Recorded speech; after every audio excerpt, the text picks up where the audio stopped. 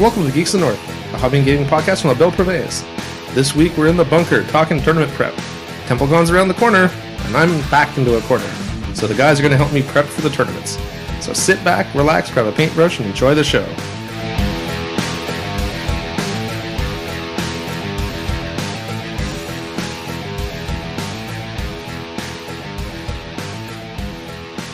Hey everyone, welcome to episode 11 of Geeks of the North. As always, I'm your host, Paul Fillion, here with my co-host. Well, there's a whole bunch of guys here, we're not going to go into it. It's Antoine and the other two. Hello! I'm one of the two. Makes you feel really welcome. Okay, fine. I'm here with Antoine, B. Steve, and Yaum the Machine. That's better. Thank you. Hello, Paul. How are you, Yaum? Pretty good. About you, Paul? I can't complain. But you look in great shape, Paul. Oh, yeah. Round is a shape. All right. Tired too? Oh, yeah, well, we'll get into that in a bit. So, standard show. Doing the hobby, doing the games, doing the news. No question of the week this week because Mike Spieler apparently ran out of stuff to ask us. And then we're going to be talking some upcoming events and then tournament prep. Oh, yeah. Yeah, so this should be interesting. We're going to share all our secrets. Really, the only tournament player we have here is Steve. Well, I'm going to share my secrets. Yeah. I've played in a tournament. Yeah, you did. Yeah. So more than one. It's not like we haven't done tournaments. No. We're just less tournament-minded than Steve. That's right. Steve you guys have played a lot more tournaments than I have. Player. Player. I'm the fluff player. But still... Fluff is synonymous with spam. Yeah, it is. In his book. In my case, but the tournament can be for event as well. So even though you're casual, It could be a fun tournament, right? Yeah, exactly. Tournaments aren't necessarily super serious for the fate of the world. No, unless it's the end times, then it's the end of the world. But I feel fine. Yeah, I know that was terrible, guys. It's late. I've had like 4 hours of sleep all week. Don't ask for much. So why don't I take us into hobby time? And I actually had a pretty productive week this week. As we mentioned last podcast, I'm going to Templecon next week, leaving on Wednesday. My buddy Dan is running a tournament there for Drop Zone Commander. And I picked up an army like 2 years ago, never did anything with it. And I decided that I had to show support for him in his tournament, so I'm going to play. But of course, I hate playing with unpainted models. There's no paint requirement for his event, but it just bothers me. So this week I painted 40 small models for Drop Zone Commander, and I've got another 25 or so to paint this weekend, just to make sure everything's painted and done. I don't need that many for the tournament, but it'll all be done. You don't want to go back and have to find again your color scheme. Exactly. So I'll just paint everything. I'll leave some detailing left to do, but all the base colors will be there. The camo, the shading and stuff will be done, and the models look pretty good. Models after that. After all. Well, they're small models. They're 10 millimeter, so Yeah. it's true that they go fast. Like all the Spartan game stuff Yeah. paints so much quickly than anything else I've ever painted. So Yeah. I can see why they're a little bigger and more detailed. Yeah. So the Drop Zone one, but well, see the thing about Spartan. So when I did my Spartan game stuff, the Polish-Lithuanian Commonwealth and the Russian Federation stuff, there's a lot of different textures. yeah. So it catches dry brush and washes very, very well. You could have the same thing with Drop Zone if you picked another faction than the Yeah. super sleek. But that's what I was about to get Sci-fi into. one. The faction I picked, everything is super sleek and rounded, right? Yeah. So if you wash it, it just looks muddy. So I am doing washes, but they're very, very pinpoint in the crevices between armor plates only. And in joints area and stuff. Yeah, exactly. So it means, there's tricks to doing precise washes, right? You gloss varnish the model first, and then you just put a dot of wash, in one of the crevices, and let the what's it called? Not wicking. Is it wicking? But anyway, basically, surface tension will draw the fluid through the whole crevice, so you don't have to try to mop on and then wipe off, which is another thing some people do. You take Q-tip, put a little rubbing alcohol on it, wash the model, and then you can clean up what you don't need, and it works well. But it's definitely a slower process than my dystopian Wars stuff was. Mm-hmm. But conversely, I used my airbrush for this. Yeah. So, I mean, I did with you guys we did a Google Hangout for painting, as we often do now. And I did everything in 5.5 hours or so Something like that, yeah. from bare model to colors and washed. So I can't really complain for the volume of stuff that was done. That's good work. Yeah. No. Yeah, and they look good on the table. I was playing with Dan last night, and I'll go into that later in the game section, but he couldn't get over how good the stuff looked on the table for the amount of time I spent on it. And even the other Guillaume, not this Guillaume, but the Guillaume. The store Guillaume was like, I don't know how you can do whole armies that fast, looking this good. Practice. It's all about practice. But yeah, so that was my week in painting. And I also prepped my Warpwolf Skinwalker unit attachment, the unit leader. The Alpha. The Alpha, thank you. I prepped him. I prepped shifting stones. And I painted a stalker, the Warpwolf stalker, about 80% done. Oh. So yeah, I changed my list for Templecon. I decided I was going to do an all big monster list. So it's 3 heavy war beasts, some shifting stones, and the skinwalkers for 35 points. That's fine. I don't know if it'll be viable, but things will die. It's all good. Less model to carry around. Yeah, exactly. But mine are all the old models, so the big chunks of metal. I'll understand what Antoine goes through. Yeah, the trollblades are so heavy. But it's okay, you're going by car, so when you pass custom, you're fine. But when you go through airport security with metal model and they put it, your luggage through X-ray, you see the big blob of metal in the X-ray, and they open this up, please. Let me see what's inside. So. That's my man toys. Yeah. At Gen Con, they didn't ask me anything about the Korean. Oh, about really? Yeah, Oh, no. both time. When we went to Adepticon last year. Oh, can I tell the story what happened last year? Do we have time for this? Sure. Okay. So It's our podcast. We have as much time as we want. Yeah, exactly. Oh, yeah. So I was the first going through, and Notice I said hour. Yeah, see? Yeah, we're part of it, yo. We made it. Yeah. Lame high five. Yeah, there you go. I was going to say, you guys Better get a high high five. five. Failed the high five. So I was the first one going through the scanner, and I had the Casket of Soul in metal. So it was big blob with sharp stuff going out. So, okay, sir, open your suitcase. He said, oh yeah, you're playing Warhammer? Yeah. So he opened my suitcase, checked the model. And then afterward, we were 4 people taking the same flight, and everybody had to open their suitcase. But like the last one, he was just checking the paint on the model. He didn't care what was inside. He knew what the content was. He was just checking the paint job of every army. Well, it's like when Meg came to town. She had to get the stuff out of the display case to show people at the airport because they wanted to see. Because she transports everything in a Tableware case. Tableware case, yeah. Okay. So it's all metal trays, everything. So you should take everything out, show them. It has the clear front, so people can see what's in it and be more careful than if it was opaque. Yeah. Opaque. Any more painting? Or no, that's it. Sorry, you guys were going on, so I was looking back at the dock, who's talking next? Well, I can go next then. Okay.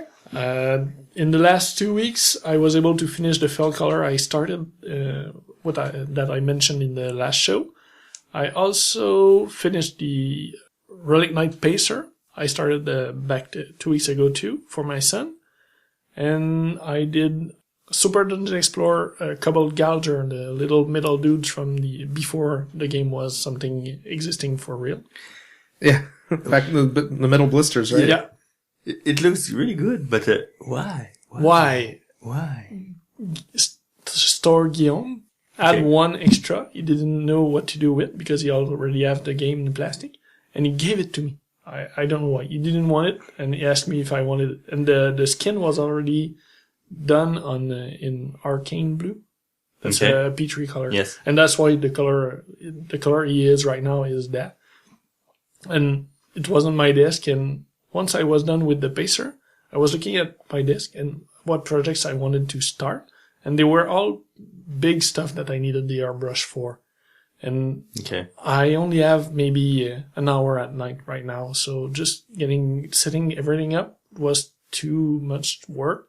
So I just looked at what I had on the table, and he was there. So I picked him up and, I'll go with it. He had a lucky number. Yeah. So Okay, that was totally just out of the blue. Like, And why? Come on. Guillaume painted all his stuff. All their heroes are dark and like their anti-heroes. Yes. And the kobolds are super flashy and stuff like that. So I painted it super colorful and bright to give it back to him. But he doesn't know that, so... Okay. So you better do it before we publish the show in a few days. Oh, I'll give it to you, and you'll probably have another game with Dan or something like that and bring it to the store. Well, actually, if you publish on Wednesday, You'll be at Templecon I'll be in anyway. the car, right? Yeah, So then maybe we can you'll listen have to it in the car on the way down, and he'll find out, and I'll give it to him in the car. That's the car. fine. That's Perfect fine with me. timing. Yeah. That could Safe work. driving. That could work. Well, I'm not the one driving. Okay. Dan's driving. So I need something to distract me from that. For that 6-hour Okay. drive. Yeah, so that's the story behind the kobold that you were wondering all week Yeah. why I was painting that. Okay, on top of those, I continued work on the 2 objective I've been working on and off for the past months, I think. Past 2 months. Oh, at least. Yeah, and I do maybe 5 minutes, 5 minutes a week on them. So right now I'm doing the base, just adding some sand because it's a complete model in resin, and the base is too flat. So I just added sand so it fits with the armies I would be using it with. And after that, I started Objective for what? 50mm objective to be able to be used for Distant Legion or War Machine. Okay. Now that you must provide an objective, you must select an objective in your tournament or your list for steamrollers. I'm painting objective that fit with what I want to use for my pigs. It's a big barbecue pit. No, I could add one, probably something like that. To roast the pig. Yeah, exactly. Bacon is drawn to it. It's a bucket of barbecue Bacon. sauce. So the objective one is almost done. There was just the base left to do, and I only need one when I play because the opponent should have one or store should have one too. So I'll finish the second one to have a full kit if people come to play at my house. But I probably Did have. you notice how sad he looked when he said that? If people come to play at my house. Your face? You looked like someone had just driven over your puppy. It was hilarious. I don't know why. Like, poor Antoine, no one wants to play at his house. I think you're projecting. I'm home alone at my place. No. I think it's more the fatigue, Yeah. the Fatigue. tiredness, the fatigue, and more than anything else Yeah. right now. Hobby fatigue is a real thing, man. Oh, it's not hobby fatigue, it's physique fatigue right now. And lastly, I started working on Baron Celsius von Fahrenheit. I think I already mentioned that model, maybe in a previous show, I'm not sure. It's a friend of mine is doing a steampunk cosplay, and he won a contest, and the prize was to be turned into a mini. So he had a mini sculpt based on his costume.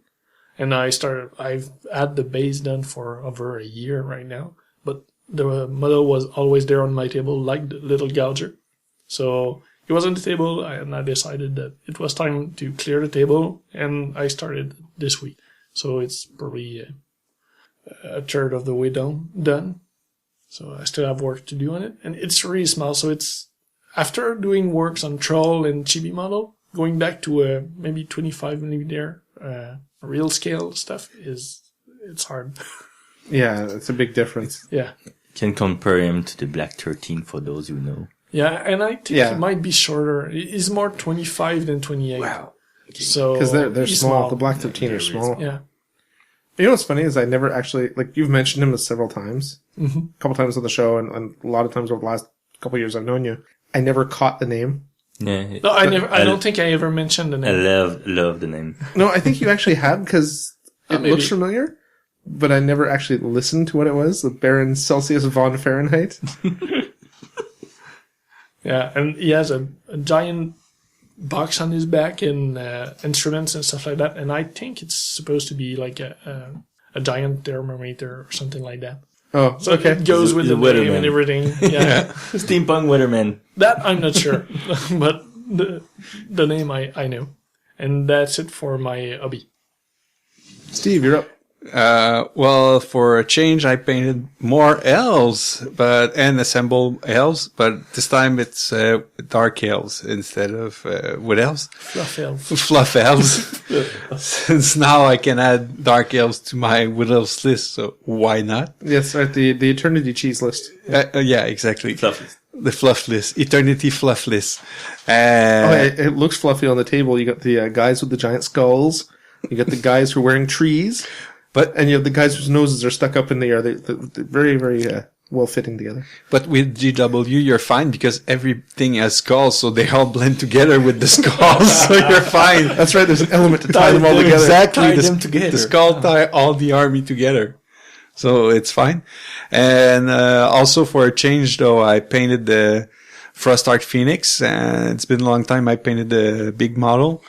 And it was quite different and fun to paint better than the elves. And Paul is looking at me.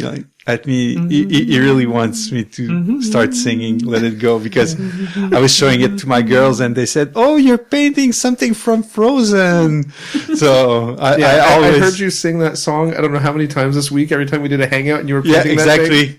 So let it go, but let it go. I have to say, he looks pretty good, Steve. I like him. Thanks. But I spoke to Yaum before we started recording, and I might do the underbelly a bit in a lighter tone to be more like the birds we see. Like real birds. Yeah, real birds. But the rest is done. Yeah. The only, I mean, I'm not Yaum, so take it for what it's worth.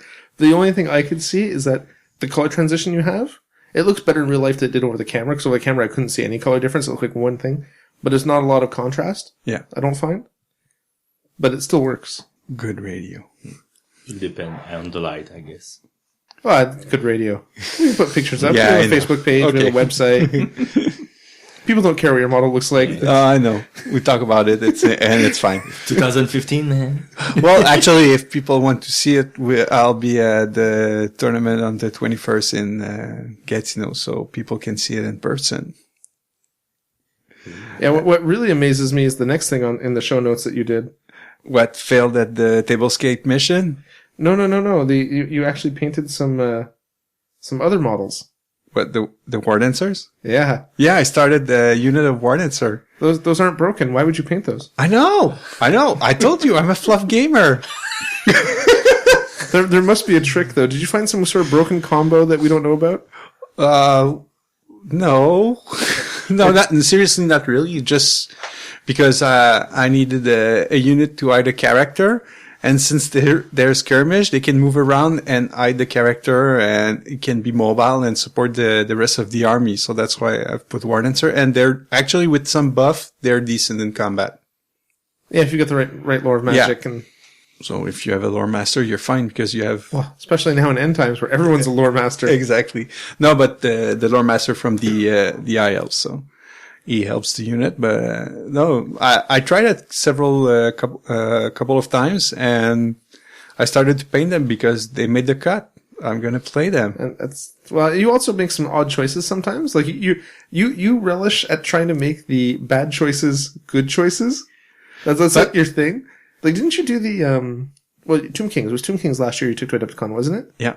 Right? Widely considered to be the worst army in 40k at the time. And fantasy. Especially in 40k. That's right, 40k. In 40k, they really suck. They suck so time, yeah. Actually, they'd probably do better in 40k than they do in fantasy. Sorry, yes. But, yeah, so, and you took them to Adepticon and you placed pretty well. Yeah, in the single, I placed, what was it, 17th or something like that out of 120 player. And I finished Best Tomb King, and in the single event for the 3000 point with all the filth and everything, I managed to place high in the top quarter or something like that. So I'm Fluff Gamer. I told you guys. You don't believe me. It's only because we know you, Steve. I know. So, well, that's it for painting. And as I said briefly, last time I was on the show, I was telling how eager I was to paint the tablescape and everything. Well, during Christmas time, family happened, so I didn't have time to finish the table at all. I did a couple of tiles, like the brown base is done on most of the tile, but I didn't add details or anything at all. So. You've got 2 kids, put them to work. Yeah, I should.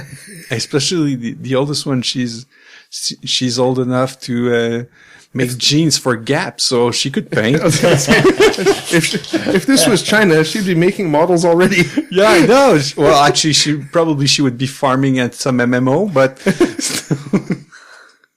so before we derail too much, Yeah. What about Yaum?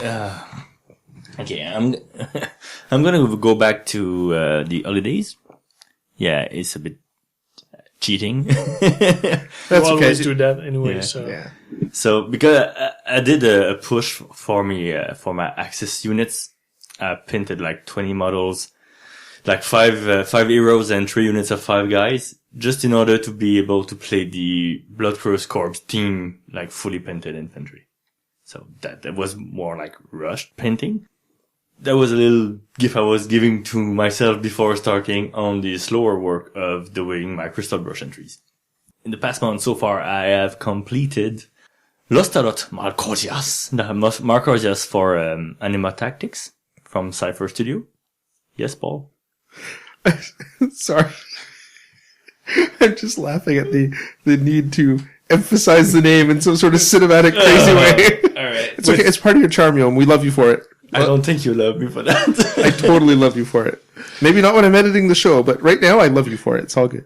I think you need to add a track with like reverb and sound effect when Yeah. you edit when he says the Exactly. name. This is your job now. You have to add sound effect to that. Add reverb. But it won't make sense because they'll get it. Then they'll hear us talking about how I need to add reverb. So maybe I'll do it and add it on to the end of the show as like a an outtake. Yeah. Sorry, Yaum, I didn't mean to interrupt.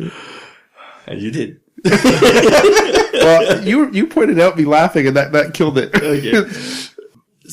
One point, Marcus, yes, is on cobblestones based that I did using epoxy sculpt and the Happy Seppuku resin stamps from Antoine. Here, who lended me that.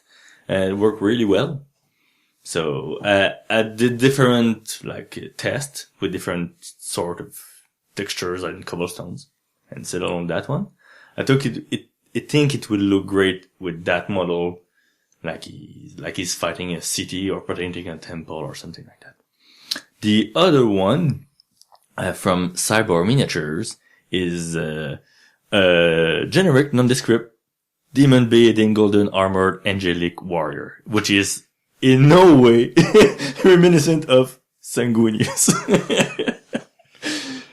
Affectionately referred to as not sanguineous. Not Sanguinius. I always refer to him as not Sanguinius because that's not Sanguinius. Of course, that's not Sanguinius. So, it's done. And he looks gorgeous, by the way. Yeah, and no listeners will know about that until a couple of weeks because apparently there's an etiquette going with Crystal Brush that you don't show like fully painted models because there's a part of the voting that is online with anyone can go and public voting. yeah. So you don't want to lose that wow factor, right? Well, you don't- it's complicated. It's a part of that. Plus, But you don't want to create an hype before. if you start your hype too soon, then people will just steal you the hype at the end when they reveal the model at the very end. Also, I'm really small change. So I have not even 200 followers on Facebook, but other guys, they have like 5,000 or 8,000. So if we all start doing that, I'm lost. So when they vote, the name is not supposed to be associated to the model, so it's more fair like that. So Right. yeah, there's a lot of politics in that show. But anyway, yes, I think it looks good. The client, because that's the only Crystal Brush entries will be for client. All the other ones are for me. Is really happy. But like I said, listeners, they won't be able to see it for a good while, for a couple of weeks anyway. At least a month. It's The end of March. it's the end of March. Yeah. So No, it's middle. No, it's like the 22nd. Oh yeah. So it's toward the end of March. So it's like 2 months. Yeah. More painting time. Cool. Yeah, I When I come back, I gotta paint all my stuff for Adepticon. Sorry. So I want to bring a lot of stuff, like to fill a lot of categories. So that's the first 2 entries that are done. The next 2 ones, one is for the single sci-fi. It's Brando Castro for Infinity by Corvus Belli. In Infinity, in the Nomads, the faction I play, they're from Bakunin, and from Bakunin, they're pretty weird people. They will have a lot of implant and like, I don't know, like skin Body change, body modifications. So he had several body modifications like that to resemble like the Monkey King, the Chinese, I don't know, mythic legend, whatever. So it's kind of like in Hollywood when plastic surgery goes bad, or? Well, he has like his feet replaced by prosthetic hands, like a robotic hands. He also have a monkey tail and ears, and he's jumping everywhere. But it's a really dynamic figure, miniature. So I think it looks good. There's a possibility of a good paint job on it. And the other project I'm working on is the Steve Yaum from Captain Spud, the one he made for me. So you would be into this Steve. And he looks pretty awesome too. Is he done? The pictures. No. Okay. Still lots of work to do, but so all the basis is there. Like all the. So far so good from what I saw. I think it would look really good, this one. So are you at the detailing stage now? Because it seems like all the. Really? Okay. The skin is not done at all. The metallics are not even started. So. Okay, that's because like things like the glasses and stuff look like they're done. Oh no. Oh, okay. Just like base color. Oh. Okay. No, it would look even better than that, Paul. I have no doubt. I mean, that's why you're your master. Exactly.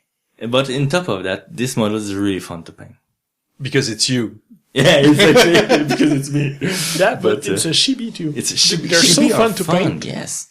Chibi are fun to paint, and you know that. Oh yeah. But I should probably try some at some point. I've got like 40 of them or something. We're not joking. It's really something different to paint. Yeah. Different than like 40 little war machines. I've been kind of intimidated by them, to be honest. Because the paint style is not something I normally do. That's why it's fun also. Mm-hmm. Well, yeah, but it's also more challenging.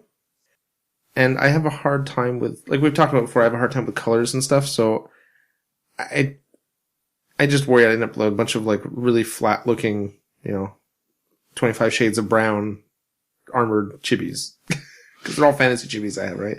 That and the flesh tones, I don't do blending, right? So to get a flesh tone that looks good, that doesn't look like a flat pink surface, I don't really know how to do that. And then the eyes, they're... You're the airbrush master. Yeah. I mean, the heads are big enough for you. I'd have to airbrush everything, yeah. Yeah. You can do that. You're painting 10mm scale If infantry with your airbrush. So I think you can manage a chibi model with the airbrush. Clearly. Maybe I'll try one for fun. I can't, but you can. Last project is, last project for now that I'm working on, and I'm just really starting. I clean the model and everything, and working on like the base, getting the materials. It's a great unclean one from Forge World. Even if that model is like super popular, but this time it's my turn to paint one. I was trying to figure out in the notes what a guo was. A guo. I'm like, what's a guo? Get used to that. Because he abbreviated it GUO in the notes, right? So I'm like, GUO, what game is that from? I Googled it. No? I was like, what is this? Probably Google will pick up some picture of the Great Unclean One from Forge World with that Antoine is looking. I'm sure it's going to pick it up. Like on forums, people will refer to it as the grow. I mean, I didn't spend hours looking at it. I did something quick to see if it... And I was like, oh, I don't see anything. Anyway, there's like 1,000 examples of that model painted online already. And well, it's super popular. It's one pops every week. So at some point, it will be my turn to like put mine on the web. And we saw something recently, right? So you have someone to compare to. Yeah. It's the one from Awoken Realms, right?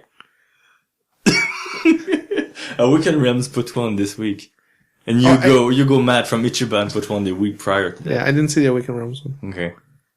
And wasn't there another Nurgle big guy from Max Dubois. Max Dubois? Yeah. Also. So they're popping up everywhere. So you're late to the party, right? And that's just Best for from the last. people that I follow. There's a lot of them popping up on the web. That's crazy. Yeah, but that's it for my work so far. So Paul, any game?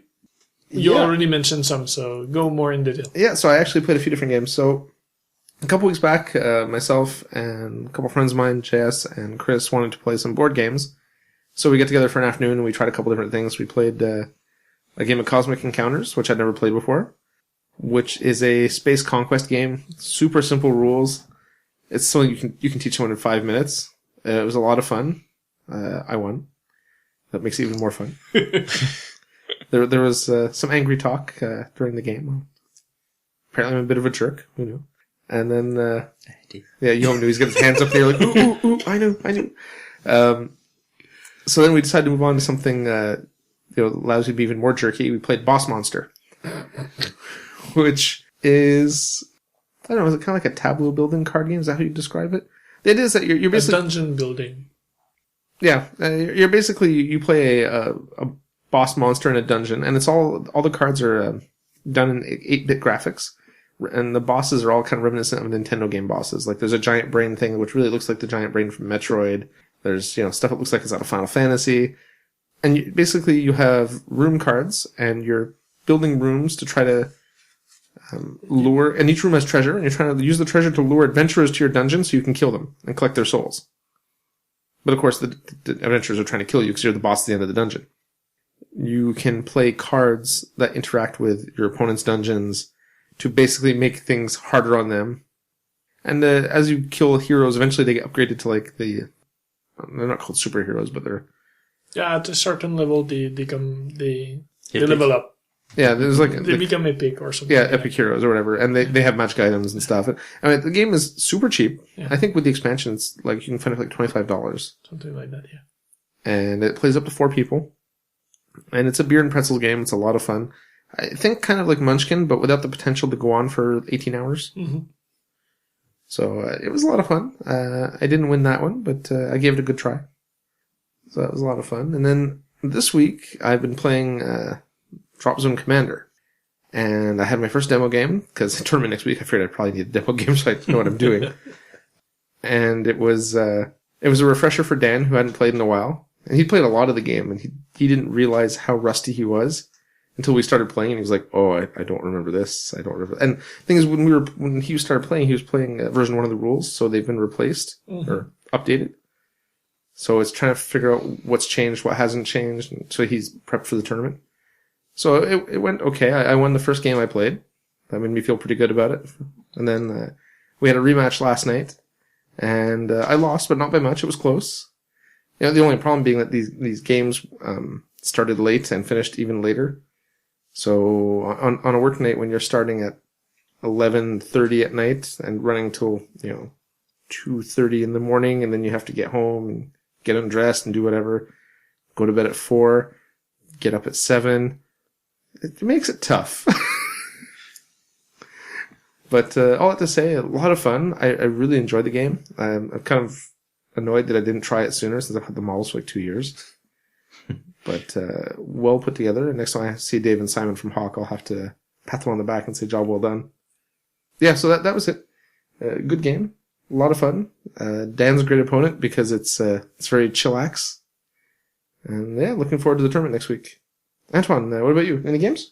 I didn't play anything in the last 2 weeks up to tonight. So you were running a bit late. So I tried to start a Relics demo for Steve. So at least we can mention Relics in the episode. Yeah, exactly. There's the Relic plug for the just episode. explain the rule quickly, and we had the time to do a single turn, so it wasn't a lot. And after that, we had to clean up the table to make space for the recording equipment. But that's the only thing I was able to do, because I've been doing stuff at home, because we're doing the room for the new baby coming in March. So I did mostly painting and stuff like that. she won't really have any memories of anything for the first couple of years. So if the room's not painted, no one will know. If you don't tell her, she'll never know. She'll never know. My wife will. Oh, My wife work in design, so it has to be done right and in time. my wife can never meet your wife. So that's the only thing I was able to put. And also her pregnancy is going well, but she has more pain and stuff like that. So I get out of the house less, which explains why I was able to paint as much as I did in the last 2 weeks. But because of that, I don't play as much. See? It all comes down to the sad face before. See? Right. Everything comes around. It all comes back to that. Yeah, So exactly. true. This is so sad. It's the sad. And yet, I it's the paint sad more. moment. I'm happy. I'm painting It's the more. sad That's moment, fine. and yet we're all laughing. Well, it's okay because I think Antoine's organizing a TwanCon, right? Antoine Con. Okay, you're looking at me all strangely now. I thought. Sorry, folks. For next week? Yeah, you're having a game day at your house. I don't know how it's gonna play out. I don't know yet. Okay, well. Still, again, the pregnancy thing and everything. So, The pregnancy thing. yeah, that. All husbands sound the same. It's good to know I'm not the only one that sounded like that. Well, I already bought my tickets for the Antoine Con, so I hope it happens. Yeah, because I plan to. I was looking forward to. We're not going to. Yaum and I are not going to Templecon this year. It's the first time I miss it in 6 years, something like that. And there's a huge War Machine Crown that's going. So for the people who can go to Templecon, they're doing a local tournament. The one left behind, they're calling it. So Nice. people can Good name. play. So it's mostly non-top players. Yeah, so not the super competitive guys. Yeah, there are some still that stay here, and I was looking forward to taking part in that. And the timing doesn't work. I forgot Theo's swimming lessons and everything, so I was doing list up to remembering the swimming lessons, and that doesn't work. So I shifted to something else, and even that something else might not work. So I might have gaming in 2 weeks and for next episode, and I might not. We'll see. So, Steve, played anything? Oh, I feel bad. I played. Oh, that's fine. I painted, so I'm fine. As long as I do any hobby stuff, being painting or gaming, that's fine. If I wasn't able to do any of that, then I would be sad. So, gaming on my part, I started the demo of Relic before the show. Just put emphasis on Relic. So, Seriously, folks, we're not paid by Tor Gaming. It just seems that way. no, maybe one day. I wish we were. He can pay us in miniatures. Yes, just save on the shipping. Shipping from UK is so bad. But for a real game, I played 7 game of Warhammer Fantasy so far this year, and so far so good. Let me knock on wood, and I haven't lost a game yet this year. So Fluff. because I would say I challenge you, but I know better. That power. well, it's okay. You're gonna cascade your wizard on second turn, and it's gonna be game over. That game scarred me, man. Nothing went right. How many attacks did those Skull Crushers do? And they died horribly. It was like 18 attacks. Yeah, something. Yeah, 18 attacks and no wounds. 1 wound. He's blessed by the gods of fantasy, that's why. Oh, yeah. And now that you have the Eternity King list on top of his He's now unstoppable. luck Yeah. and skills, that's terrible. But this is gonna end at Adepticon because I decided I'm gonna switch. I tried to do an army per year, and I'm gonna switch to another fluffy army after. I'm gonna switch to Skaven probably after Adepticon. Oh, it reminds me, I've got your Storm Fiends. In the Okay. car. So that's it for gaming, and I'm gonna play more games probably tomorrow as well. More fantasy for my part, and that's it. Great. For me, the only gaming so far, Store Guillaume from Gamers Vault, as you called him. He needs a code name. Store Guillaume, this sounds so lame. Dan called him Staff Guillaume. Staff Guillaume. I don't know if it's really better. Or Slave Guillaume. Oh, wait. 80% G. You've never heard him called that? No. So he has this thing where he starts projects and only gets about 80% done before he moves on to the next project. So the people at the store, the staff, call him 80% G. So I think that's what we need to call him in the show. Cannot close. Okay, so 80% G. Yeah. He built a custom campaign for Dust Battlefield. I mean, he really put up that campaign. We built the scenarios, the special rules, and pretty much we're beta testing this campaign. So it's a 6-week thing. We're halfway through. I have 2 games played so far. It's separated, divided between the 3 blocks. So I will not play against another Axis player. And, this week I was trying to get a 3rd game since it was the 3rd week, but all the SSU and, the allied players, I mean, they just scatter off in the shadows. I don't know. Nobody was available, so.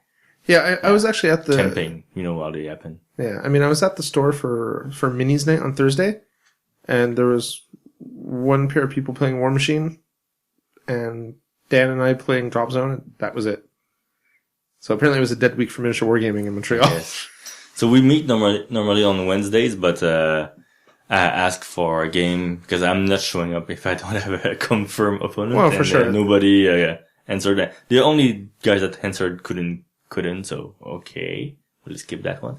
But anyway, Guillaume, 80% G did a really good job of putting that thing together, and he built a lot of fluff also. Well, he's super enthusiastic when he gets into stuff. Oh yeah, right? he's really like a project champion for Dust. Yeah. So he wants us to give him like a lot of feedback for every scenario, and at the end we'll put that all together and probably build like 80% of a clean PDF to give to the Dust community. Maybe we'll help him to complete the project, but it's a really cool project. Well, the thing is, Guillaume tends to like any game that's got a very, very solid fluff background. Yeah. So he likes Malifaux. He liked 40K with the orcs and stuff, so he used to play. Before he decided he hated GW to the point where he can't take it anymore. And the same with Dust. Dust really had a super rich background and super rich world. And I think he also has a kind of historical, penchant, right? Yes. So it blends with a passion he had, and it's a well-developed world, and the game plays well, right? And mix them all together. He's a historical buff. Yeah. And he likes the fluff of Dust. And there's a lot of fluff for Dust for such a small game. I mean, it's still a small game. Community-wise, yes, it's small. But, like there are comic books, like on Dust. So there's a lot of fluff going on for it. So. And it's a well-established, like it's a well-developed story. Yeah. It's really, you can get into the background and the characters. They had lots of, character. The special characters, they are really much complete. They feel, real, like, there's a lot of, they're fluffy. But only 2 games so far this year, so not as good as Steve. But, did you win both of them? Yeah, I did. Okay. It's okay. With my fully painted blood cross corpse. But so all zombies and apes and craziness happening. Freaking apes. Lasers. Oh yeah, every game, and those apes, every game. Hate them so much. Okay. So is that it? Yes, on that hate note, yes, that's it. You know, I don't endorse racism unless it's a hate of apes. Anyway, all right. So why don't we take a break and then we'll come back and we'll discuss upcoming events. Be right back, geeks.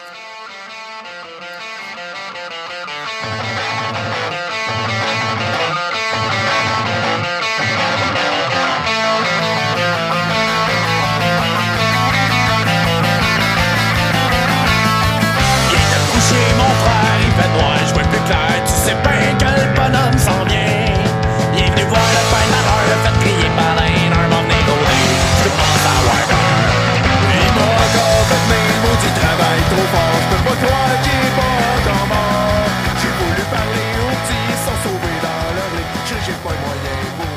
And we're back. Upcoming events.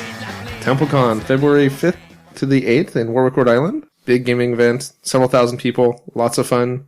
Probably going to be coming out the day after... Probably going to be starting the day after this show launches. But, if you're in the area, check it out. Special mention to Dan from Gamers Vault running the Drop Zone Commander tournament there. 1,000 points.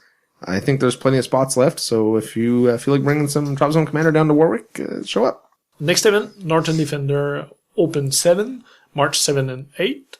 The Fantasy tournament still have 2 places left. The 40k and War Machine ones have a bunch more, so you can still register. And also at the same time, there is the Northern Defender painting contest run by Mathieu Fontaine, which we already mentioned a lot. And you can learn more by listening to episode 6, if I remember correctly.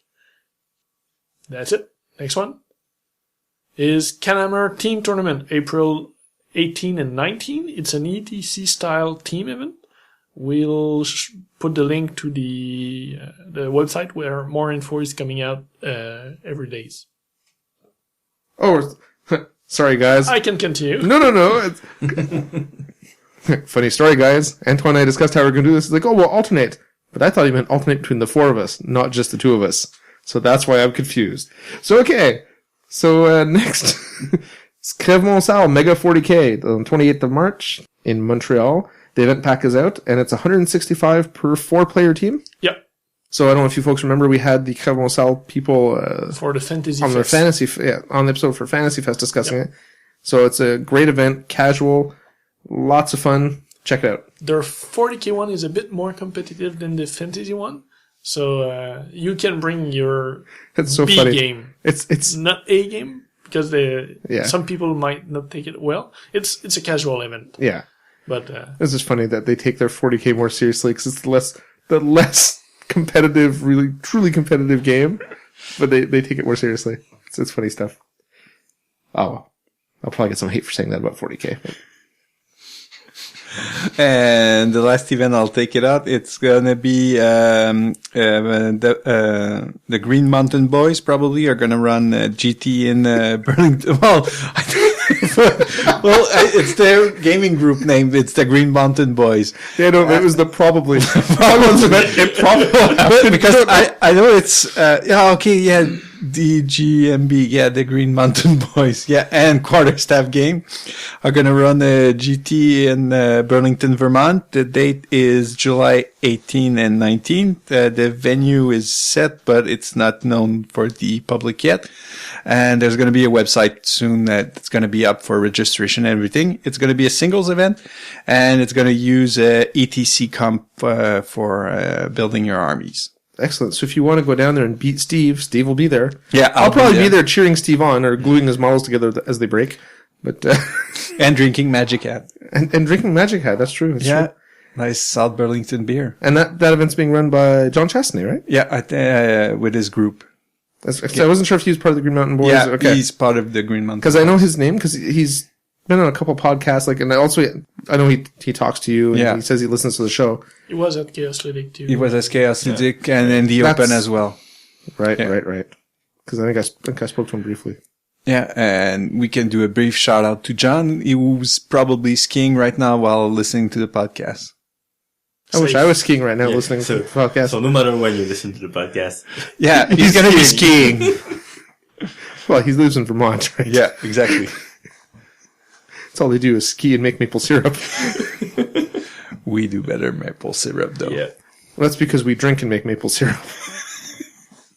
We have our priorities straight. And I think that wraps up our events. And man, are we derailing bad tonight. We're sorry, folks. This is probably going to be the worst episode ever. But you may get a laugh or two along the way. And that takes us into news. So, we'll talk about our picks. My picks. Games and Gears finally announced that maybe their product is coming. Maybe? Someday soon. Well, so it started off 2 days ago. I got an email saying, hey guys, our Hawk War Games Urban Battle Boards are probably almost here. And I was like, okay, that's good. And, the Drop Zone Commander boards that were the first ones we promised, those are coming soon. Okay.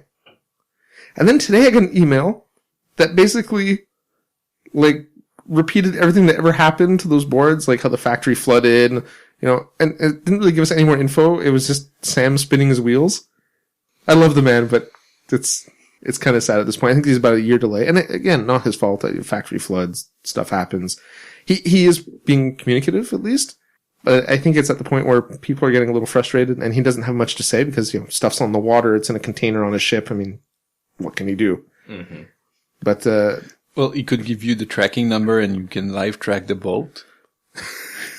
Some companies do that. Actually, Secret Weapon did it for Table Skate. One of the update was the 2 tracking number with the 2 boats. And so, oh yeah, I remember that. Remember you sent that to me because I wasn't getting the updates. So you could follow the boat while it was going on the ocean. I mean, I'm really looking forward to, I mean, that's the other thing, like, his emails today contain pictures of the boards, but it's the same pictures we saw, like, forever ago, and there's pictures from, like, Gen Con of last year, like, he's trying to give us something, you know, I get that. I'll be happy when the boards arrive. I mean, you know, he's going to deliver. And also I know he's got, he had some cool new terrain, and they have a side thing going on with it. I can't remember what it's called, but they produce some terrain. And he's going to have a limited edition piece at Adepticon, I think. I don't know if it's limited edition, but he always got a release at Adepticon. It's some sort of shield generator tower thing, which looks pretty cool. Yeah, I think I saw that. It's on the Adepticon main page. There's a link to it there, so I'll probably, I saw the update. I'll probably have to pick up one of those.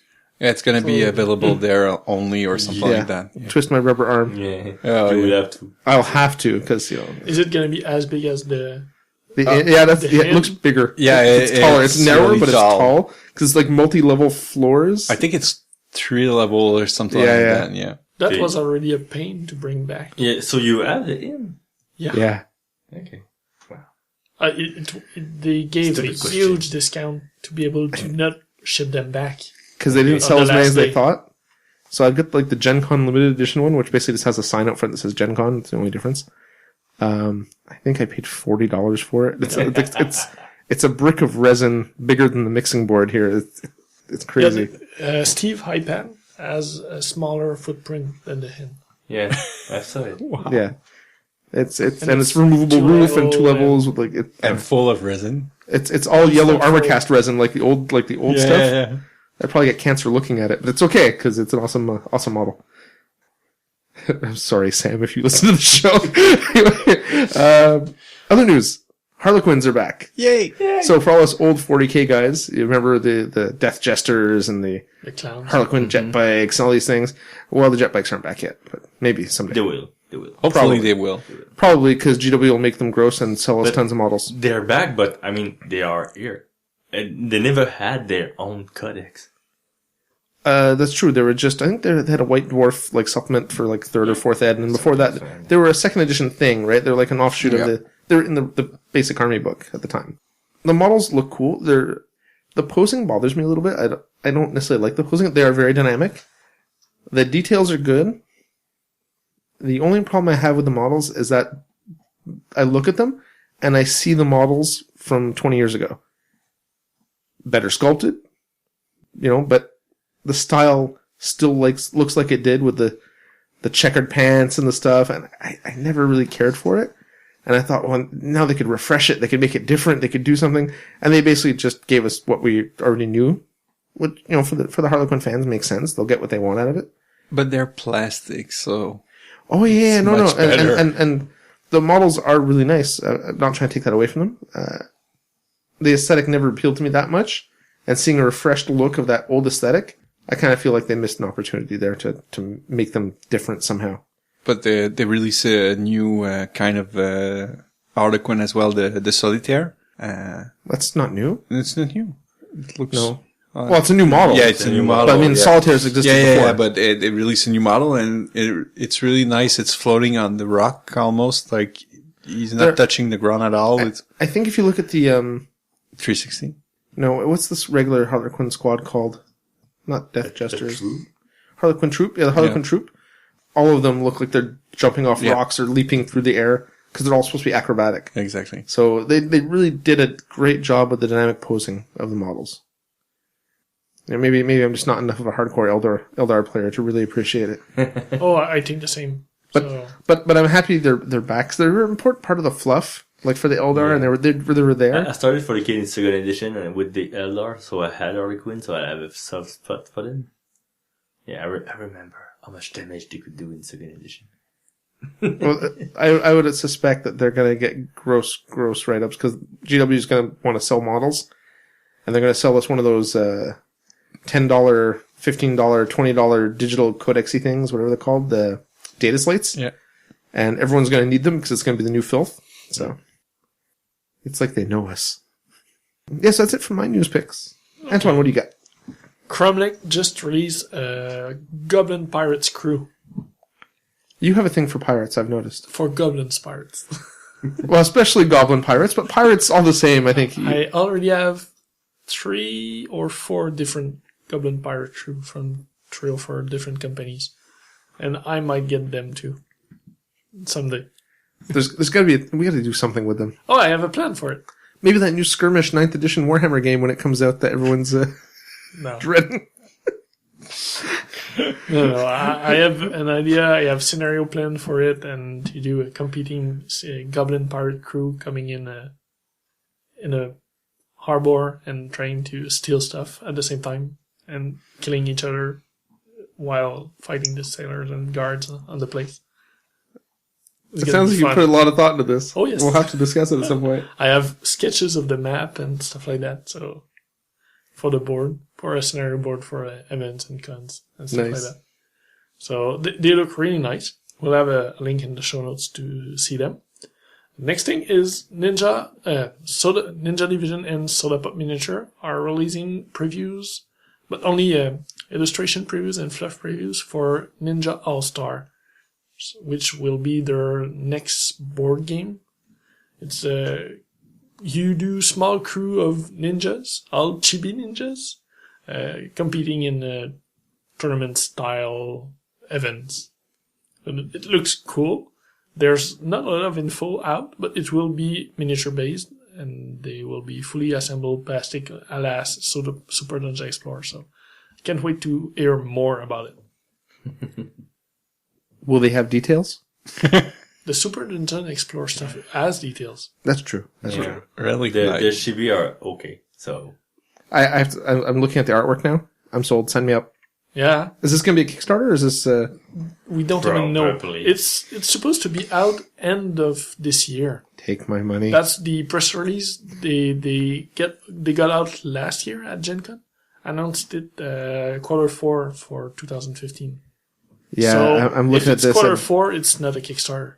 The artwork looks awesome. Oh yes, Just the few little like pictures they've got. I'm pretty sold. Yeah, it's in beta testing right now, so it's supposed to be going well. And lastly, Pulp City, they started shipping stuff to their US distributor, which is one of the member works in the States, and he just received the stuff for Templecon. So he'll have the books, the cards, and some of not all the miniatures. It will be another shipment. But so it's coming to the backers in a week or two. They start shipping to backers. Will they be selling at Templecon? They won't be selling, but if backers go to Templecon, they'll be able to pick up what's there. Okay.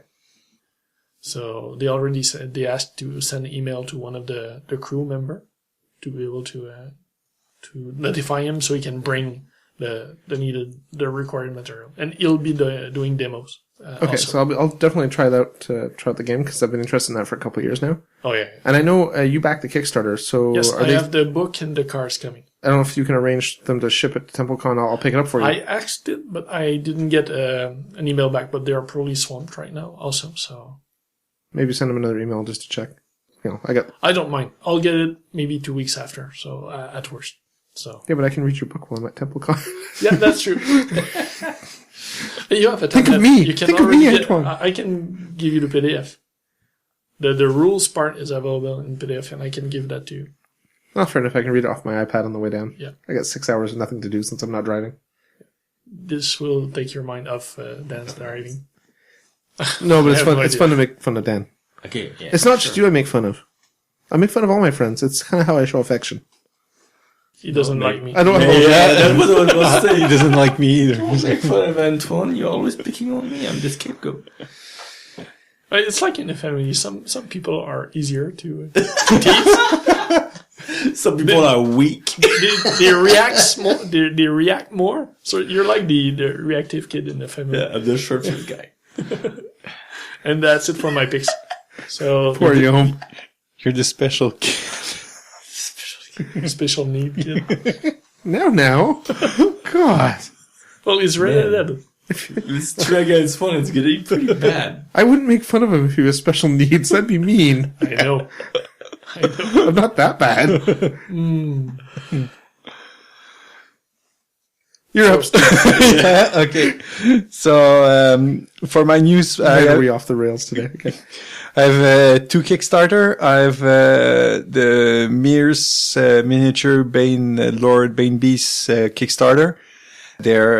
Most of the miniature they're releasing is alternate pieces for existing miniature, like their War Demon, not Bloodthirster model, not Keeper of Secret model. The not Bloodthirster with 2 axes. Yeah.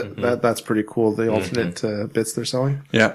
And there's a kind of not Tanquil, rat thingy, Orc and the Warlord, Orc and Wyvern. Orc and the Warlord. You know, I could totally see an orc riding another orc into battle and making it work. There's going to be a Nurgle demon kind of thing with a sight as well, and drunken dragon as well. He's kind of different too because the Nurgle guy doesn't look like the traditional Nurgle type demon. He has an eye instead of an open wound for the guts. Big eye, and But he's also not like all fat and stuff, right? He looks more menacing, I think, yeah. He's more fit. Yes. as opposed to He looks sick He looks- instead of fat. He looks sick instead of fat. yeah, like he looks less like me and more like maybe Yaum or something, like slightly less round, slightly more in shape, more Paler. imposing, yeah, paler, yeah. There's a dragon as well, but that's the only model I don't really like from that Kickstarter. The model, it looks like he's drunk, actually. It's the Elfon Dragon Lord. Yeah, I couldn't get the picture to load. That's kind of a fail because, like, when they released the End Times Malekith, Kane, sorry, they didn't release a model for Malekith, and everybody was waiting for that.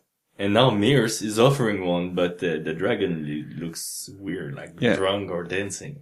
Yeah. So he's not that good. And, well, for my taste. But the I'll do a Nut check this Keeper out of now. Secret, Yeah. the Nut Keeper of Secrets is pretty cool. The Pleasure Demon, I think it's called, or something. Yes. Yeah. In the end, they're releasing all the fantasy stuff that doesn't fit into their game line. So that's why that's the plan. Well, that's what the whole the Bane Beast. Bane thing? Beast is all the stuff that doesn't fit into their low fantasy. Bane, I don't remember. Bane Legions? Bane Legion, yeah. Or something. Darklands. Darklands. Darklands is the name of the game. Yep. Yeah, because Darklands is kind of low fantasy And it's historical based. and historical based, so anything that doesn't fit into that, Yeah. they're releasing on this other line. And the other bit of news I have is the Conan Kickstarter. And so, since I sang one time in this show, Yeah, no, your limit is done. I'm done. So my quota is gone. So I cannot sing the Conan the Adventurer theme song for you. But just Google it, and while I read the news to you, so you'll feel more inclined to participate in the Kickstarter. Wow. Yeah, that I get- Kickstarter is happening. They exploded their goal in like 7 minutes. Yeah, It's the big thing going on right now. Yeah, it looks amazing. The miniature are really good. You can get Valeria as a add-on, and only thing it's missing, I don't remember, but it's missing Subatai from the movie, I think. But Yeah, my friend's actually backing that Kickstarter, and he's taking all the add-on packs. So I don't know how much he's invested at this point. It's a small fortune. And he's like, yeah, I have to start practicing to learn how to paint so that I can paint all this stuff when it comes in. there's loads of stuff. Talk about starting small, eh? Yeah, exactly. Just the like the metal pledge, you get lots and lots of stuff and lots of miniature with the board and everything. It looks really good. And so you, at this day, you have 11 days to participate, but You'll have about a week left when the podcast will get out. So it's going to be in the last mile of running. So Just going back to what you're saying about the mirrors thing, I'm looking at the picture of the dragon now. the tipsy dragon. Yeah, it's weird. So the model, the rider looks awesome. The dragon looks good until you get to like everything lower than his like waist. Mm-hmm. Yeah. Where it looks like I see what they're trying to do. He's trying to like, he's maybe leaping up into the air or coming down. So he's got this weird kind of half floating pose, but it looks like he's stumbling. Looks like a lizard running in his hind legs. Yeah, like, what are those lizards that do that? Turn of the gecko. Gecko? Is it a gecko with the yeah. geckos? Yeah. He looks kind of like, the gecko, like, racing across the water. the plains or the water, yeah, whatever. It's weird. They do some really nice stuff, so I guess no company can have hits all the time. They're trying to make it fit on the 50mm base. So they probably add a challenge with that. Why would they want to do that? I don't know. No, There's no reason for that. Their chimera, Their orcs look really good. their chimera is just awesome. Yeah, it's an Was awesome that model. from the previous Kickstarter? yeah. Yeah, but It's playable in the Darkland games. Looks so. really good.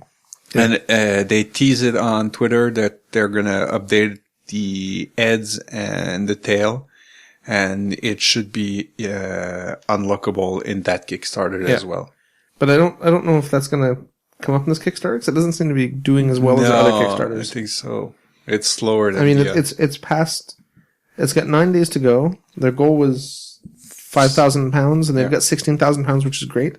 But if you look at their last Kickstarter, they did £150,000. Yeah, it's getting slower. Yeah. So, well, that's it for my news. What about you, Yaum? I don't know. We're just talking about the Monte Carlo, the Roman Lapin. Roman Lapin. Huh? The printer. One of the He's German printing. guy. Yeah, he's printing one there right now. So it's so just a whip, but it's already better than most things you see there. Crazy guy. Okay, my turn. Forgotten Kings, Super Ninja Explorer Kickstarter. They announced that the base game boxes are leaving China.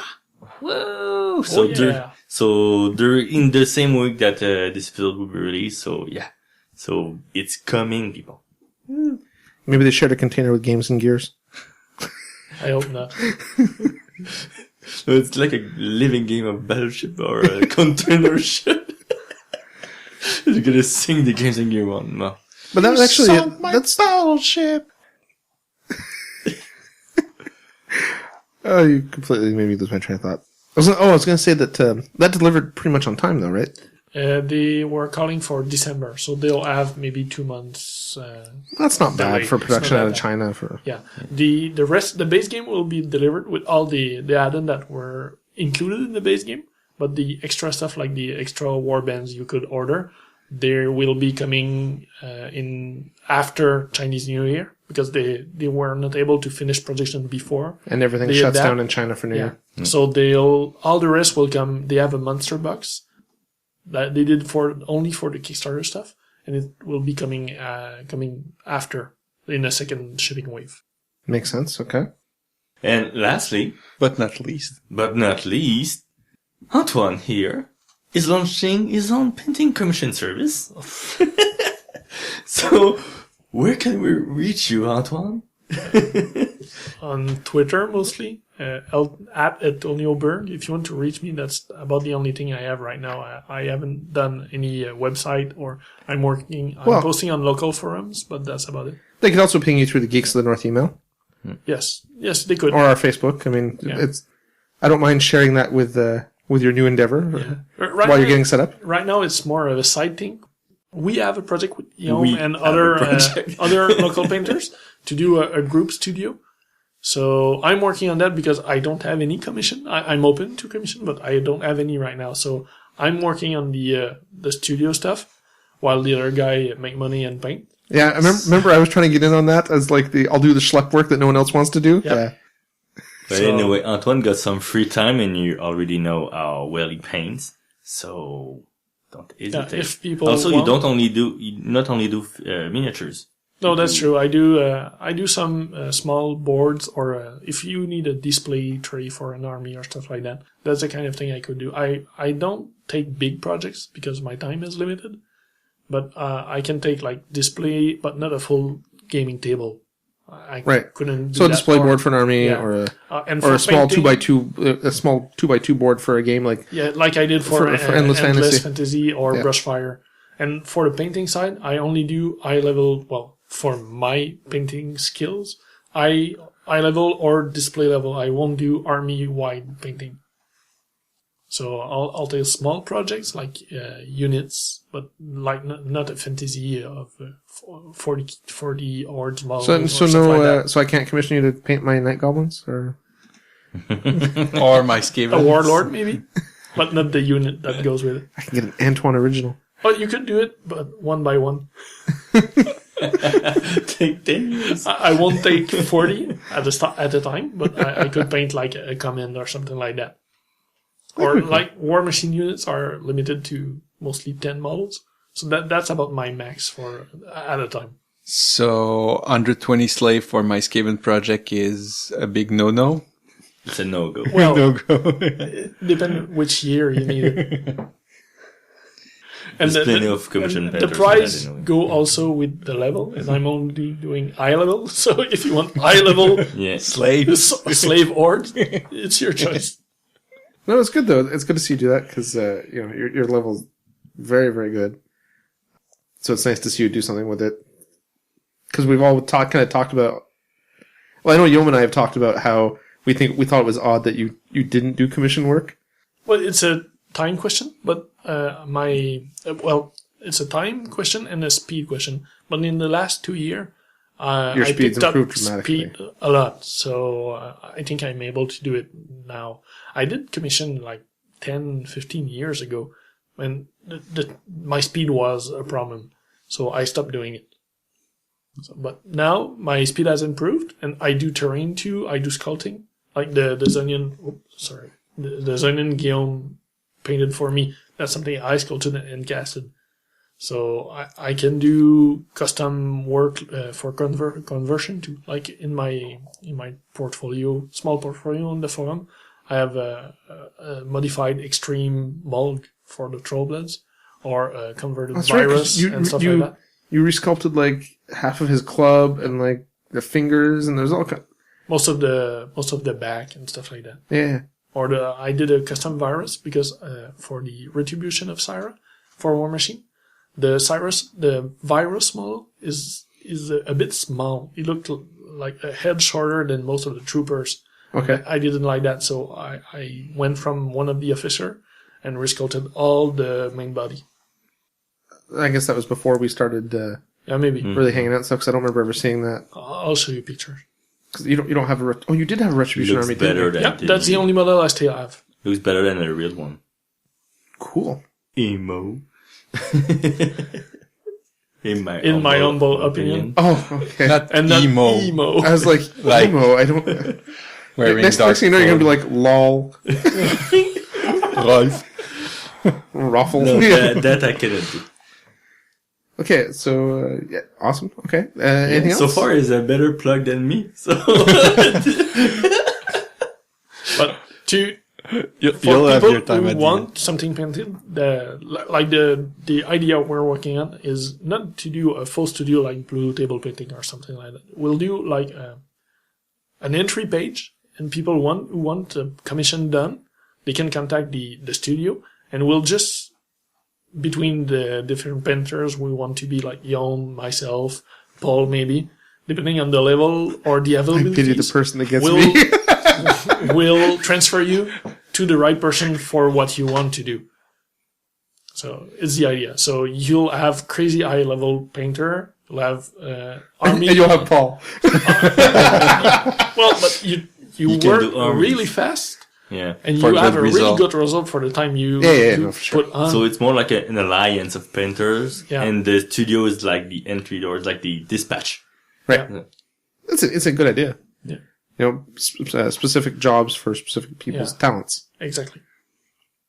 Nope, makes perfect sense. We'll probably have more news about that in the next month, probably once we get the name secured we already have the name, but we don't want to announce it yet. Has the name changed? Waiting for the logo. No, the name didn't change. Okay. But we're waiting on the logo. We have people working on that. Steve here. I was going to say people, you mean Steve. No, there's another guy who's doing something, and we'll see which is better. It will be a logo dead match or something like that. So That's how logo deathmatch works, but it sounds cool, so let's go with it. All right. It works like a Photoshop fight, probably. Okay. So I think that covers news. Yeah. Yep. All right. So on that note, we're going to take a break, get some caffeine, and come back and try to power through the rest of the show. So be right back, geeks.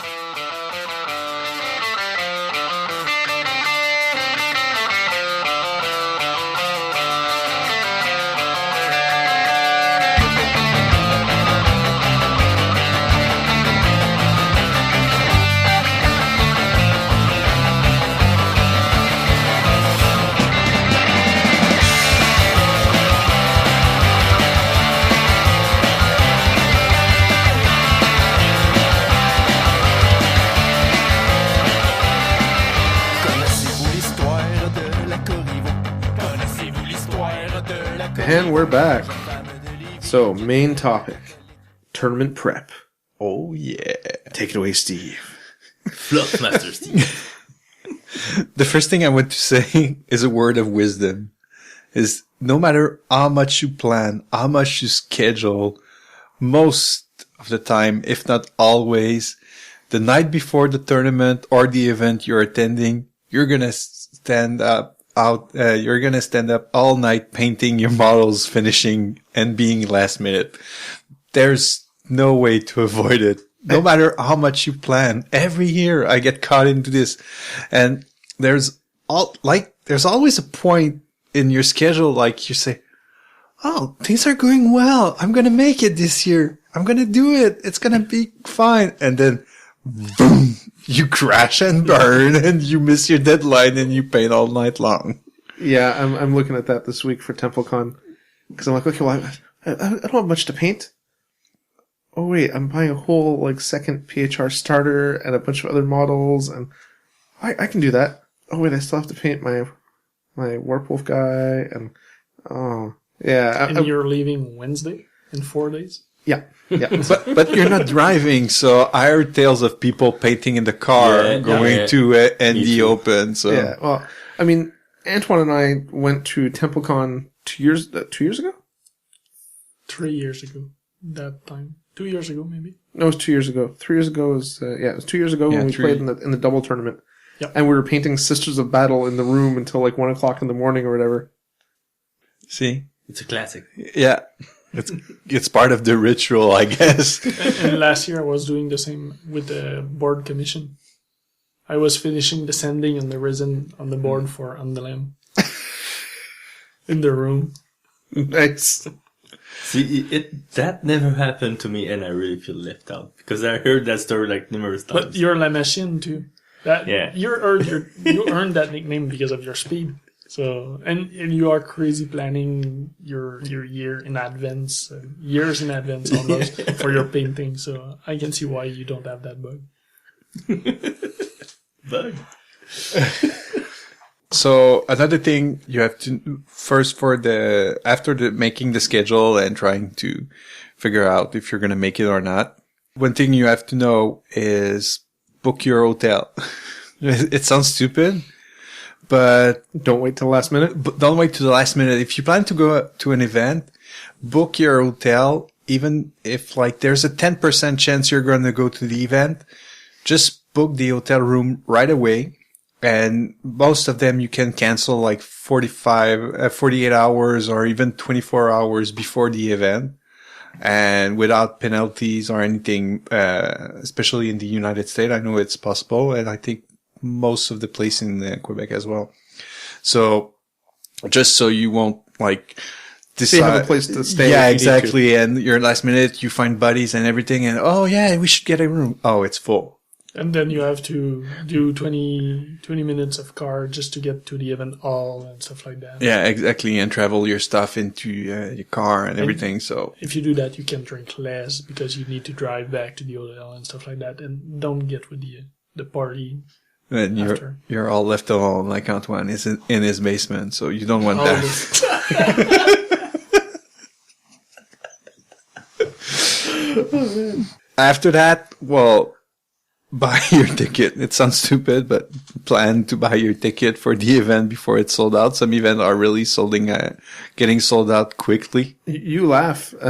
Didn't sell out, but I bugged Dan to buy his ticket for Templecon For a month. for months. And in the end, he still missed the cutoff date. And now we have to pick it up when we're there. Like, he could buy the ticket, but it didn't get sent to him. So he has to pick it up on site now. Yeah. So, see? So the first day you need to do the line. instead of Yeah, just you'll getting have in. to Invoice. get early and waste. And most of the time it costs you more when you buy at the door than if you pre-register. Well, that's the thing. for convention. Yeah, in this case, Dan didn't because he prepaid. Yeah. But yeah, so if you buy at the door, generally speaking, it's always more expensive, whether it's tournaments or conventions or whatever. And if we are talking tournament specific, check the players pack for rules, scenario, what type of comp they're using. I'm talking mostly for fantasy and 40K. What books are allowed? What is authorized? What is disallowed? Check both languages, make sure they say the same thing. Yeah, exactly. Well, this is Did that happen? Oh yes. Yeah, it happens. Yeah. It happened at Kiosco de Classe this year. This year it happened. Oh, It was a There was a translation error, small thing. copy paste problem. okay. But most events are not bilingual. So But yeah, you always have to check the format. yeah, check the format before you register. And You know, it's funny. We're talking about stuff, and it seems it's obvious. so obvious. And yet, how many times do you guys who run events, people show up and they're shocked or amazed by a rule or something you're doing or the scenarios or whatever, and the things are published months in advance. Yeah. I know, and like, so and as well check if there's a date to submit your army list, because like it's some people just miss the deadline to submit their army list because the TO wants to check if everything is legal. And how many people miss that date? Like they say, I forgot or anything, but still, so most of the tournament, it's going to cost you point if you don't submit your list on time or with errors. So have your list checked and submit it on time. And as well, for the painting, you can check some of the tournament. They have checklists that you can use as a reference to see like how to improve your score for the painting. Soft score. Right? Yeah, your soft score. So like, use some freehands, conversion, basing, get a display board. These are the most common things you can do to raise Write up a story. Yeah. Have a background for your army. Fluff. See? All comes down to fluff. So have fluff for your army. And these are the most common thing you can get in lots of tournaments. So if you have like standard orc army, just write a basic orc fluff. They go out, they did blah, blah, blah, destroy everything, blah, blah, blah. And just carry sheets with you and you're safe for most of your tournament during the year. Orc fluff must be hilarious to write. It's like writing a story about potatoes. It's fungus who reproduce themselves. Well, that's just it, right? Exactly. They're spores, they land, they grow, you know. Well, they are fun. I made some for my army. So Well, you can do anything, right? It's pretty cool. Um, Mix of savagery and comedy. Yeah.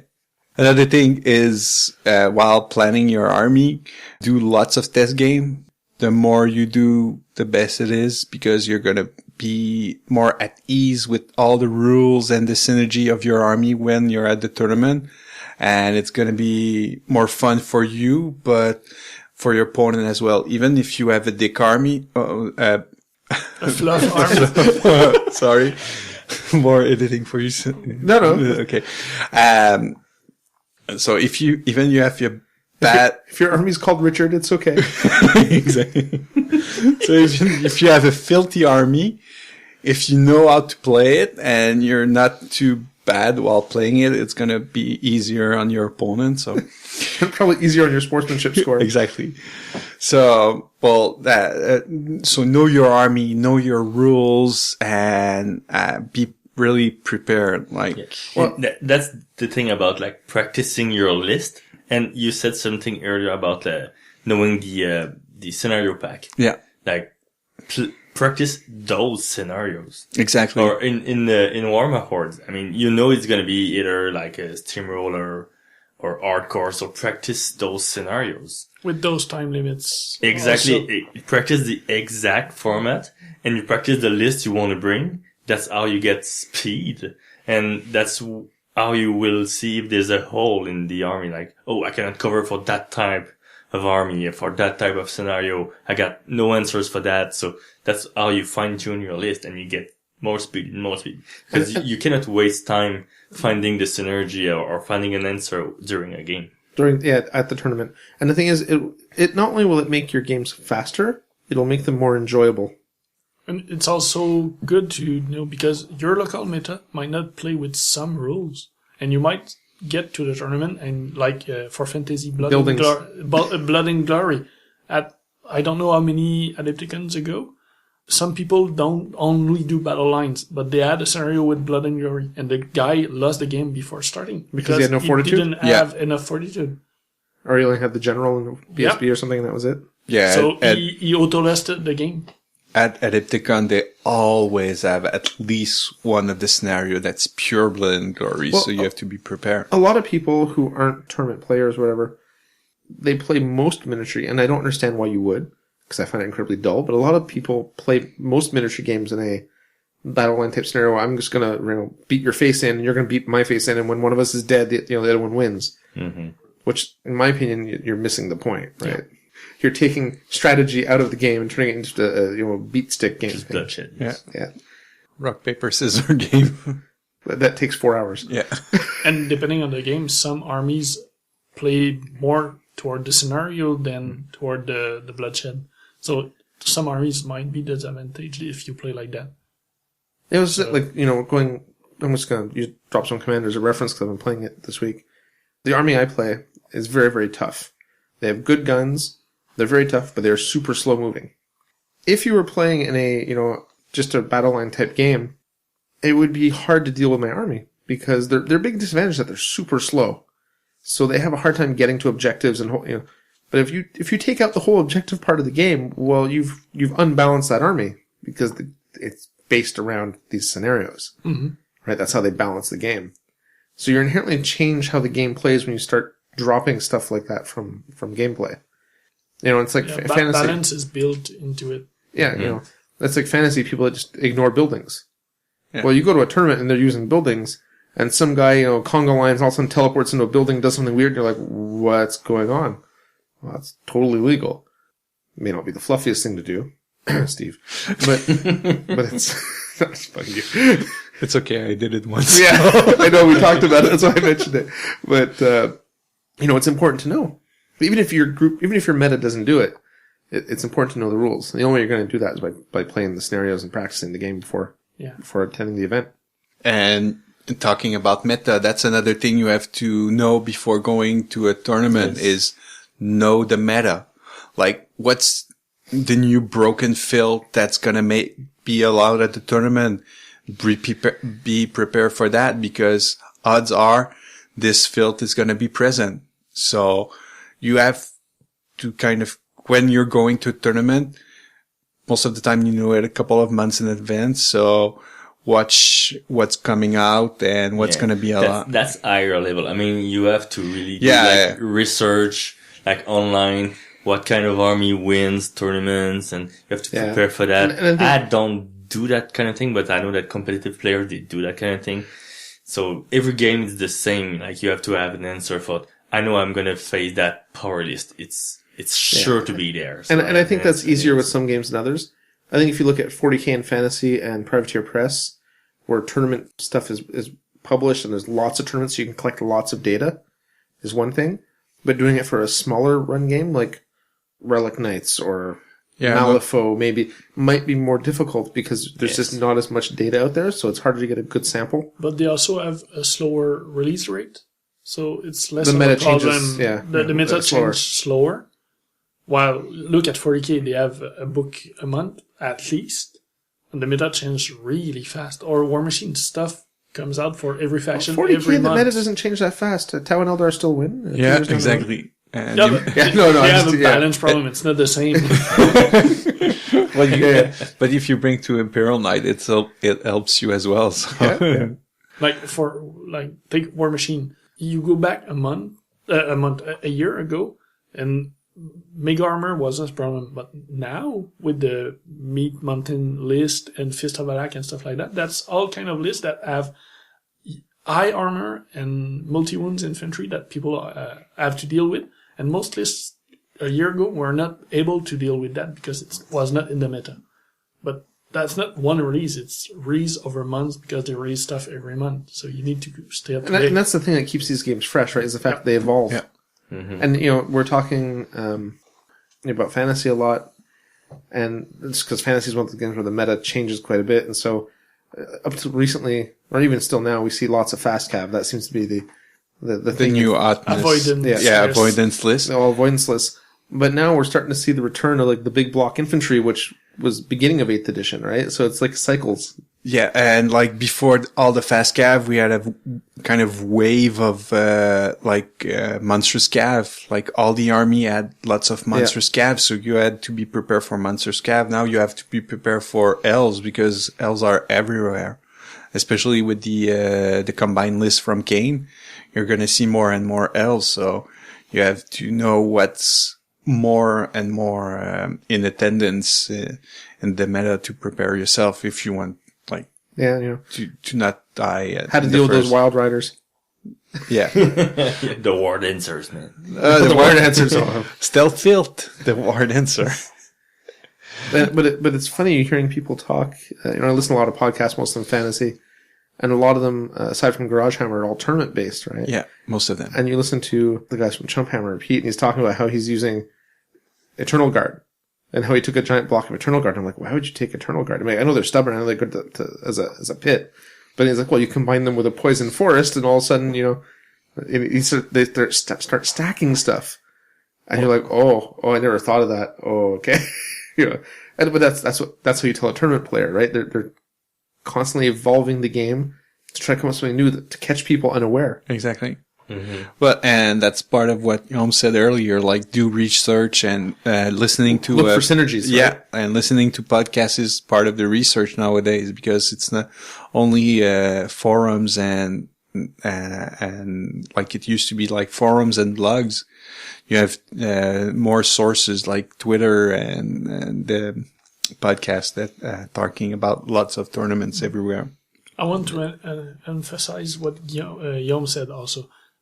That's for advanced tournament play.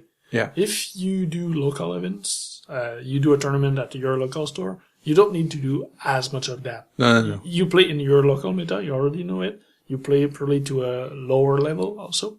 So you can adapt your preparation to the event you're going to. If you're going to the game at your local Game Workshop store, it's not the same as going to Adepticon. Yeah. No, for sure. Yeah. And I'm not at that level. I mean, I would just build a list that works. Like, the synergy is good within the list, but I would not prepare or study the local meta or the, national meta. No, I'm not going to do that. But one thing that about list building and everything, I don't know how many arguments I've gone into with people's. It's not the list that makes the player, right? Yeah, no, yeah. it's part of a recipe, right? Exactly. One ingredient doesn't make the cookies. Exactly. So even though you have Cookies. Except bacon. Bacon. You still need the ingredients, but yes, it's the cook who makes the difference. So you can have a cutthroat net list if you don't know how to use it and how to play with it You won't win a game. Yeah, exactly. So you're just gonna be going to a tournament and you'll have the net list and people are gonna frown upon you because like you have a cutthroat list and they will anticipate a bad game, but you might not be a bad person, but you have a bad list, so people are gonna assume you're like a dick player. Yeah, or exactly. A richer player. A richer player. So it's really take what you like to play and what you're used to play, and things are gonna flow and you're gonna be good, I think. And the thing is, if you practice, with your list, and you do you practice at home or with your friends or whatever, and you practice the scenarios, you'll tweak your list, right? You'll see where your list has holes, like we were saying, and that list will evolve and become a better list, and you'll be more prepared. The tournament will be more enjoyable. Your opponents will have more fun because you won't be slow playing, unintentionally slow playing maybe, but still slow playing. But it's true, it happens a lot, right? These games are all timed. Yes. So, and you will have more fun because you will feel less stress. Yeah, because it's stressful when you think, you realize you're taking 3 times as much time to play around as your opponent. That's stressful. Yeah, and especially if you go for games like War Machine that use the chess clocks, you have your own time. Yeah. It's not a global clock like most of the Game Workshop tournaments. So if you pass your time over, you're dead. You're lost. done. Yeah. So there's more stress involved if you play a game like that. And stress can make you lose focus, can make you lose confidence. You make and then mistakes. And you make more mistakes, yeah. When we said that you have to practice the list and make fine-tuning of the list, sometimes it also means that you have to bring more models or new models you have to switch. So Like a sideboard. Yeah, exactly. So if you have, you've studied the scenario packs or, just the format of the tournament, maybe there's different prize that you can go for. So if you're a good painter and you want to go for the painting prize, you have to think in advance to get, to save some time aside. Saying if I have to fine tune my list, I will need time to paint more models also. Yeah. It's not about just rushing to go to do the whole army, but the fine tuning of I need to switch a character. I need to switch a warjack wearer. And when it comes to list validation and everything, use your friends. I mean, validate your lists with your friends, show them all your lists, your items and everything to be sure, it's valid, it's confirmed to the scenario pack and everything. So you won't, have a Nasty surprise when you show up. Yeah, exactly. And they say, what? Your list is not valid. So you have to change it. So that's a good point for games like 40K or Fantasy where the list building is complicated. It's complicated. Yeah. Take War Machine or Malifaux. The point costs are low and you don't have that many options. But for games or Dread Zone Commander, there's a lot more. The points are higher. You have options. Any of the Spartan games is the same. Those you really need to double check and triple check if you don't want to make a mistake and be penalized for it. Exactly, because it's not fun to start off at a negative before you even play the game, right? Yeah. Another thing I do for a tournament, if I have time, is I do a kind of job aid, like a checklist of things to do during my game, like stuff to remember, to be sure. So I follow the list before the game and everything, because even if you practice and everything, you think you know all your rules by heart and you know your list, you know your items, you know everything, you still make mistakes. So with a checklist, like how do I deploy, and like reminders as well, like for fantasy, like stupidity for trolls, animosity, like the orders of things to do during your turn. Deploy your scouts during the scouts instead of in your deployment zone and stuff like that. Yeah, exactly. So you put giant reminder like on a sheet of paper you put on the table when you deploy your army. So it's going to help you at the start of the game and probably during the game as well. Yeah, remember to bring the scouts in, or ambushers. Like Yeah. They have that in Fantasy or War Machine or 40K. Some models can come in later in the game, and if you left them on your tray under the table, you might completely forget them. You'll forget them for sure during the stress of a game, yeah. Before you leave your house to go to the event. Double check, triple check everything. You've got your pencil, you've got your dice, you've got your tape measure, you've got, Yeah, Your model cards for the yeah. machine. Cards. template, Codex I card, always forget a card. I always forget a card or something. a model. And if you're able to, like, for infantry model, bring a spare. Yeah. Bring a couple more. Odds are you're going to break one, or a banner will... Bring glue and accelerator. Super glue is important.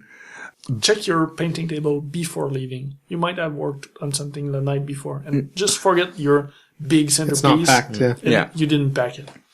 So be sure to check everything and pack everything, like dice, templates, cards. Bring a pen. Yeah, a Or pen, Pens, because yes. you have to write your result at the end of the game, There's take notes or anything. Most of the tournaments provide some, but there might not be Yeah, enough for everyone. bring People your own. lose them. Bring your own to be sure you're able to fill anything you have to. Bring deodorant. I'm sorry to bring this up, but Well, yeah, that's a generic con or big event thing. Yeah, Bring exactly. deodorant, have a shower, and don't forget to eat. yeah, You need Drink- to eat and hydrate during the day. If you don't drink water, you'll get an headache. You'll regret it. Yeah. Absolutely. Yeah, Drink drink it. painkillers or painkillers might be hard a word, but Tylenols or Tunnel, aspirin, stuff like that. Yeah, Advil, whatever. for headaches. yeah. Drink water during the tournament. It's good advice. Yes. Not just beer. Both. Yeah. Try to drink both. You could bring snacks too. Sometimes they're not provided. Yeah. You have the lunch. You're hungry, and Just there reach. might not be any place to buy anything to eat. So bring like granola bars. Yeah, or we'll stuff bring like nut that. bars, not like A fruit candy or, bar, but no, but yeah. something that will Yeah. give you energy. Like, yeah. Uh, So it's like a marathon, so you have to yeah, seriously. One Some day our tournaments event they on have a- no breaks, so you have to have enough water and like those snacks. So, yeah. Yeah, like at Templecon, which Paul is going next week. Guillaume Yes. and I, we did the team tournament in the last 2 years, and that's 6 games with no breaks. Yeah. That's a, If you need to eat, you need to have a friend that go pick up something for you between a round. There's no break in the War Machine tournament?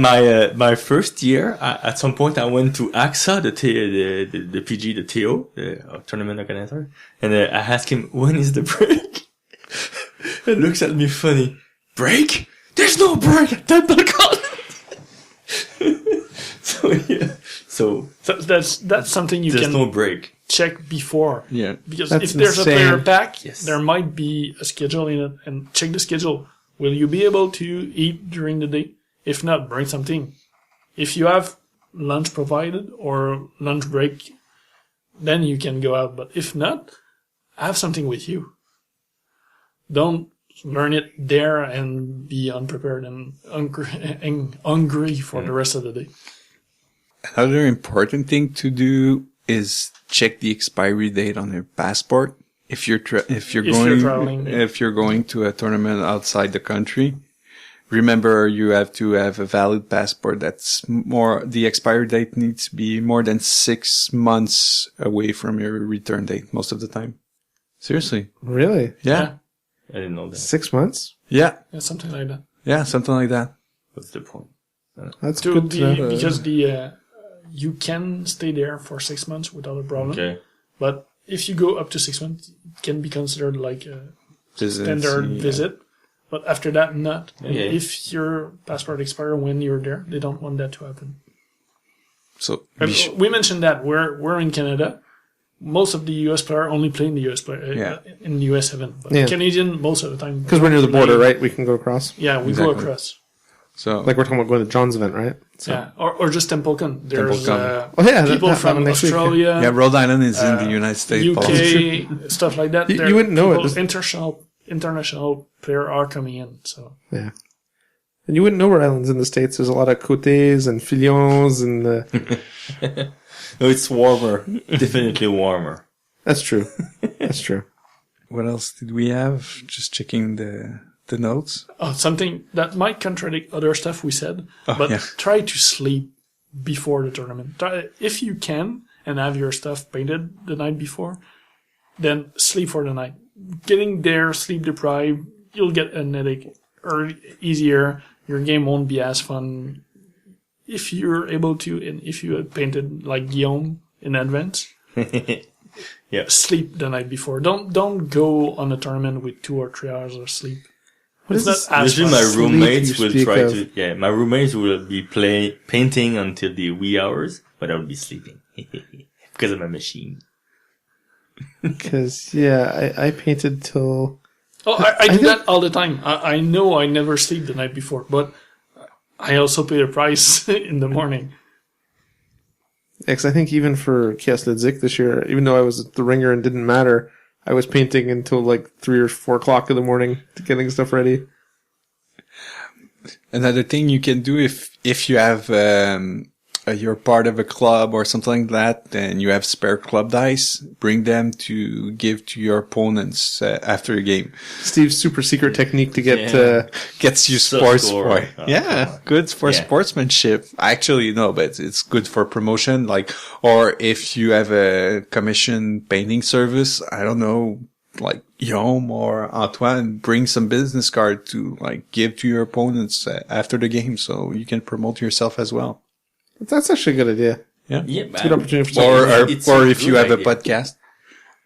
Last year, when I went to Templecon, I donated some models to the raffle, Last Hemisphere raffle. Yeah, because they do a charity raffle. Yeah, so I painted a unit and like left them on the table and put some business cards.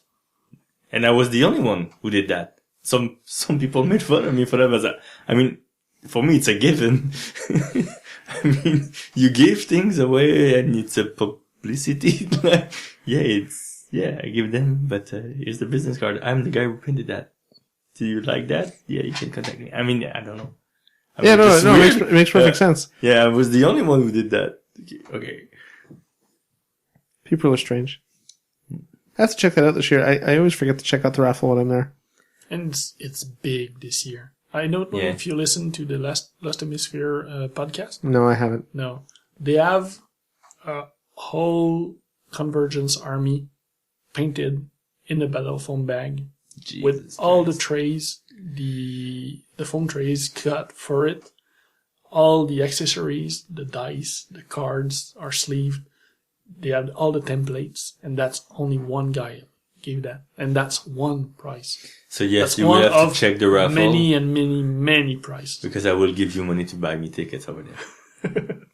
Okay, You can use people as proxies like that. So no problem. I'm just telling you that you will be my proxy. That's fine. It's official. Sorry with blood. One tip I just thought about, when you practice your list, try to go to the alpha dogs. Like, you know, the top players in your community, the one that will crush you for sure, go Play fight against them. them. Yeah, That's play the best against way to them. learn prep. exactly. Yeah, because yes, they will probably defeat you, but after the game, they will give you tips, and these are pro tips. I mean, they will give you, like, the debriefing will be really important. And you'll find the holes in your army or how you play the army, maybe. So You the will army be might a- be fine. Yeah, but a better you might- player, and facing off against, like, top players like that will give you an experience about dealing with stress of facing a better opponent than you. Yeah. Yeah, 'cause it's going to happen, right? Everyone, that happens to everyone.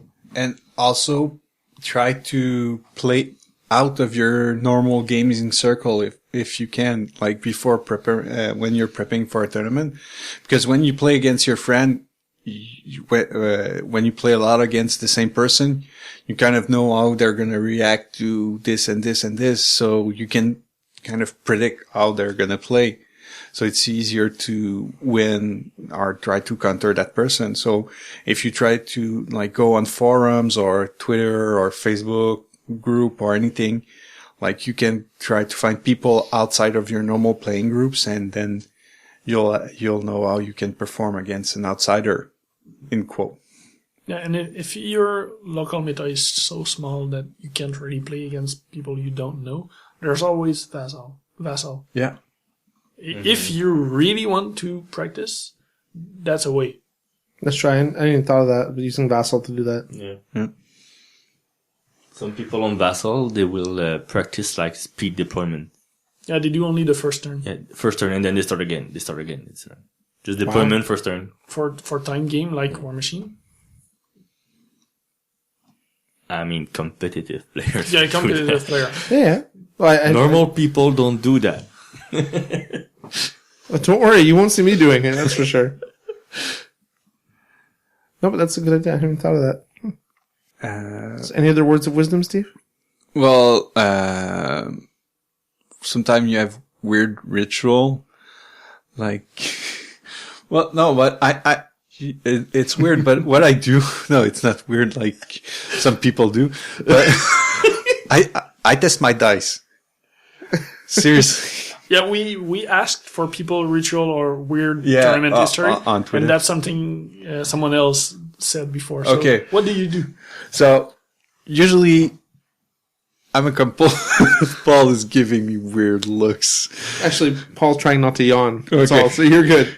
I'm a compulsive person, so I buy lots and lots of different set of dice, and if they roll crap at an event, I just put them aside and I never use them again.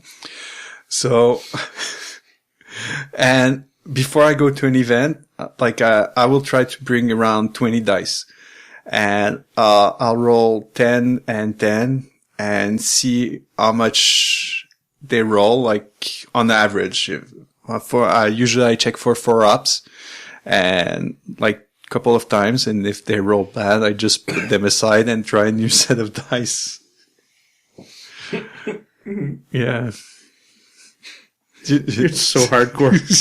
It's something one of our listener, Eric Arlo, mentioned the same exact thing. He practices dice. He rolls them in advance and pick the one he wants. I don't trust my dice enough because they'll trick me. I know by now that I could roll 6s all day long, and then I get to the event and I'm rolling 2s, and this is the way it is. Did we have any other weird ritual mentioned? But other stuff we got mentioned. Jordan from All Us Geeks mentioned always check your stuff. In preparation for a dust tournament, he got his army, his dice, his card, his minis, all the supply lined up. Confidence was high. Arrived at the tournament and discovered he forgot his tape measure. Yeah, that's happened to all of us. How many? Yeah. I don't know anyone who hasn't forgotten the tape measure at one point or dice. It's the way it works. Tape measure is a common thing you forget. Another listener, Ben Goodrat, mentioned don't carry your armies in a gun case to a tournament. Yep. You might have a bad surprise. Ben's actually a friend of mine, and I remember him doing that. You know, you get on. This is back in college, right? Yeah. But that's you can do that more in the States, but in Canada, and the border or across the lots border. of dust players, they use like a ammo like crate or yeah. So the thing is, with Ben, this was back, late 90s, early 2000s. There weren't really army bags. Like the Sable was out, but not a lot of people had them. And if you needed a way to transport models, a gun case was a hard shell, came with egg crate foam. Just drop your models inside, close it up, and go. It was, and it's also pretty cheap compared to other exactly. miniature cases. So it was a good value, and it did the job. But you start walking around with a rifle case everywhere, and people look at you strange. They give you the look. Right before they run for cover, yeah. Especially nowadays in today's world, right? Yeah, exactly. That's it for the one I got. So, Steve, you had one more? I got a ritual.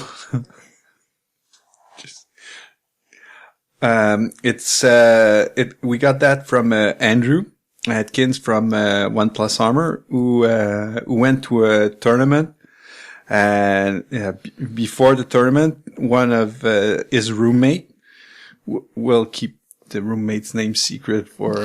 Oh no! You want me to tell it's Sure. Chris Haynes?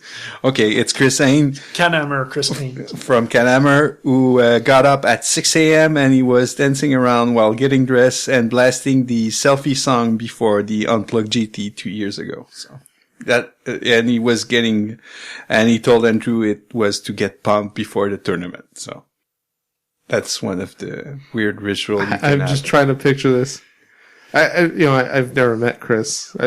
you know, I know what he looks like. I've seen him in interviews and stuff. And I listen to this podcast, and I'm trying to reconcile the idea of that man with that voice, who when he podcasts, he's pretty serious, right? Yeah, exactly. So, was he just dancing to Selfie, or was he singing Selfie? He said he was dancing. Okay, well, I'm trying to imagine him singing it too, which is even a better image. Yeah, I don't have any rituals like that. The closest thing I have is the late night painting until 20 minutes before the event type ritual. I think that's lots of people Yeah, exactly. prior to a tournament. So that's why it's even more important, since you're painting late night, that the morning after you double and triple check all your models and all your stuff. Oh yeah, because You're gonna miss I'm sure something. people, like you said, leaving stuff around the table, right? They're painting all night on something, and then they're half unconscious. They go out. Yeah. or you varnish it and put it somewhere to dry. Yeah, and then that's it. It's the end of it. And paint, like printed copy of your army list as well to show to your opponent. This is the thing. Some people and check your tournament pack. Some organization require a number of printed It requires copies, Yeah, like one copy copies. per opponent, one copy for the organizer, and a copy for yourself, right? Exactly. That's pretty much pre-tournament preparation. During the tournament, just one word of advice: don't drink too much, because the last game is gonna be horrible for you and your opponent, and it's not gonna be fun for either. Because I've seen people getting really wasted. Oh yeah, But That's no fun, man. it's no fun. But buying a beer for your there are better ways opponent, to. it's good for sportsmen. Yeah. That's how you get best sports. There's better ways to strip your models than throwing up on them. Yeah, exactly. A beer is fine. I mean, it's not getting wasted. Yeah, it's not Like, a the guy can barely stand. Yeah, I saw that at the boys this year. It was not pretty at all. So that's my word of advice for the tournament. One thing we have to mention, it's post-tournament blues. Like, The afterburn. yeah, the afterburn, crash and burn. Because, like, you're really minded before you're pumped before going into the tournament, you're psyched, you're really, And you're really focused, you're right? focused, you're eager to play. And when you're there, you're focused all day long. You play lots of game and you're thinking about your game. And tonight when you go drink with your buddies and have a like group dinner or anything, like you talk about your games and everything, how it went during the day. You're in hobby heaven. Yeah. You're full. Yeah, of course it's hobby haven.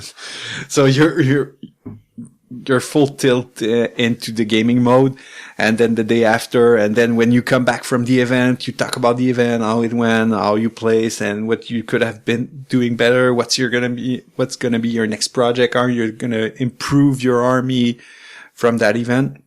And then you get home, you unpack, you go to work the day after. And that mental fatigue hits you, eh? And then you just burn. So you don't want to work. You just want to roll more dice and play more hobby. But Yes and no. or no. And then you get home and you think you say, oh, I'm going to start painting, and it's not there. You just don't feel it. You're just too drained from the event, and It's like too much of a high. Like, Yeah, it's a exactly. major fix you're getting. Yeah, but- So after that, you like burn on that army or on that game, or like you don't want. It happens to me. I don't want to play that game for a couple of weeks after that. If it's too intensive, I'm gonna take a break from that game or from the hobby. I don't want to paint any other model from that faction or anything. Just remind yourself that you do not sell your army right there. Because you think You're gonna done regret with it. No. Just like temporary. Deep breaths, walk away.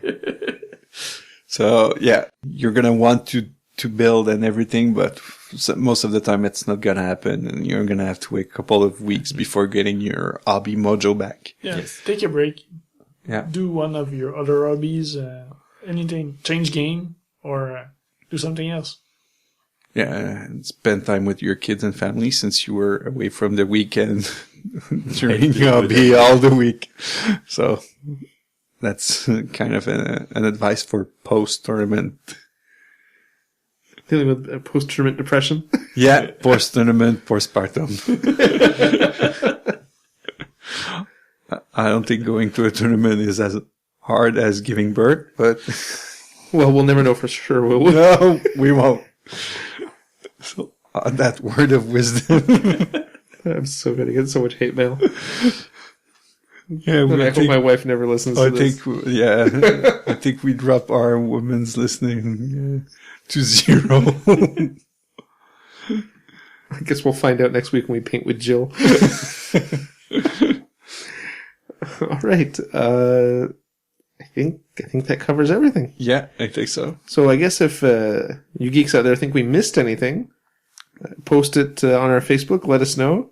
Love to hear what rituals you have, what prep steps you take that you think that we missed. Because it's interesting to see what people do, right, to prep for these things. All right. So on that note, we're going to take a quick break, and we're going to come back and wrap up the show. Be right back, geeks.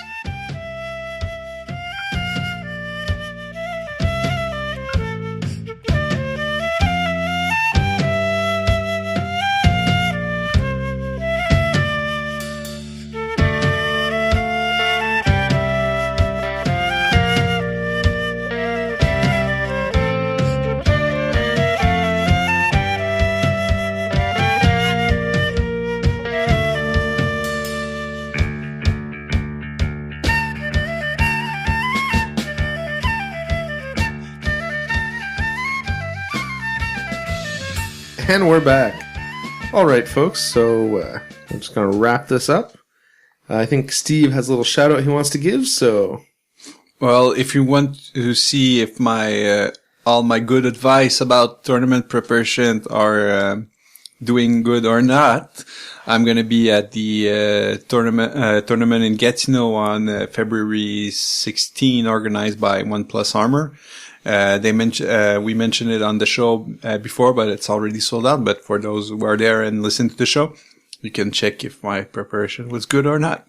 If you can give Steve a beating, he merits one. Yeah, I deserve it. yeah, so that's a challenge to our fans. Break Steve's flawless victory record for the year. Yeah. I mean, Dom Carrot couldn't do it, Yeah, but I'm sure someone out there can do it. actually, he couldn't do it Twice. twice. He even give up on a game, man, that you broke the spirit that. I thought I will never see. Now, our listeners may not know this, but to be domed is actually a verb used by... Chris Haney said, "You've got Dominic," which means you got crushed by Dom. Yeah, so if Dom walked away from the table depressed, there's little hope of defeating Steve. We'll see on the 16th. All right. So next episode 12, we're going to have some interviews from Templecon, and we're going to do a little bit of a Templecon wrap-up show, talking about the demos we did and how the event itself, as it grows significantly every year. It's their 10th year anniversary also, so. Yep, and it's now quite a sizable con. Even from the first time I went only 3 or 4 years ago, which was about 2,000 people, I think it's more than doubled since then. Oh yeah, more than that. Yep, so it should be interesting to see what goes on for their 10th year. And on that note, we're going to sign off. So I guess that's it. Bye, geeks. Bye. Geeks. Bye.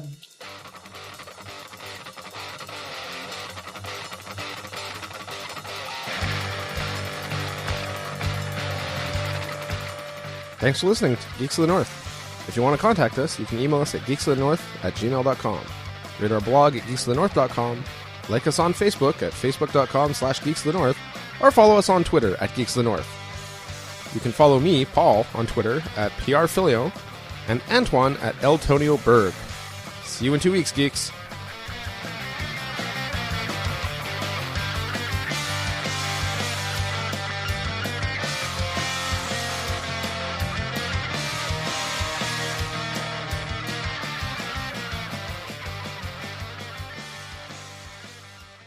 Thank you for checking out a United Geeks Network family member.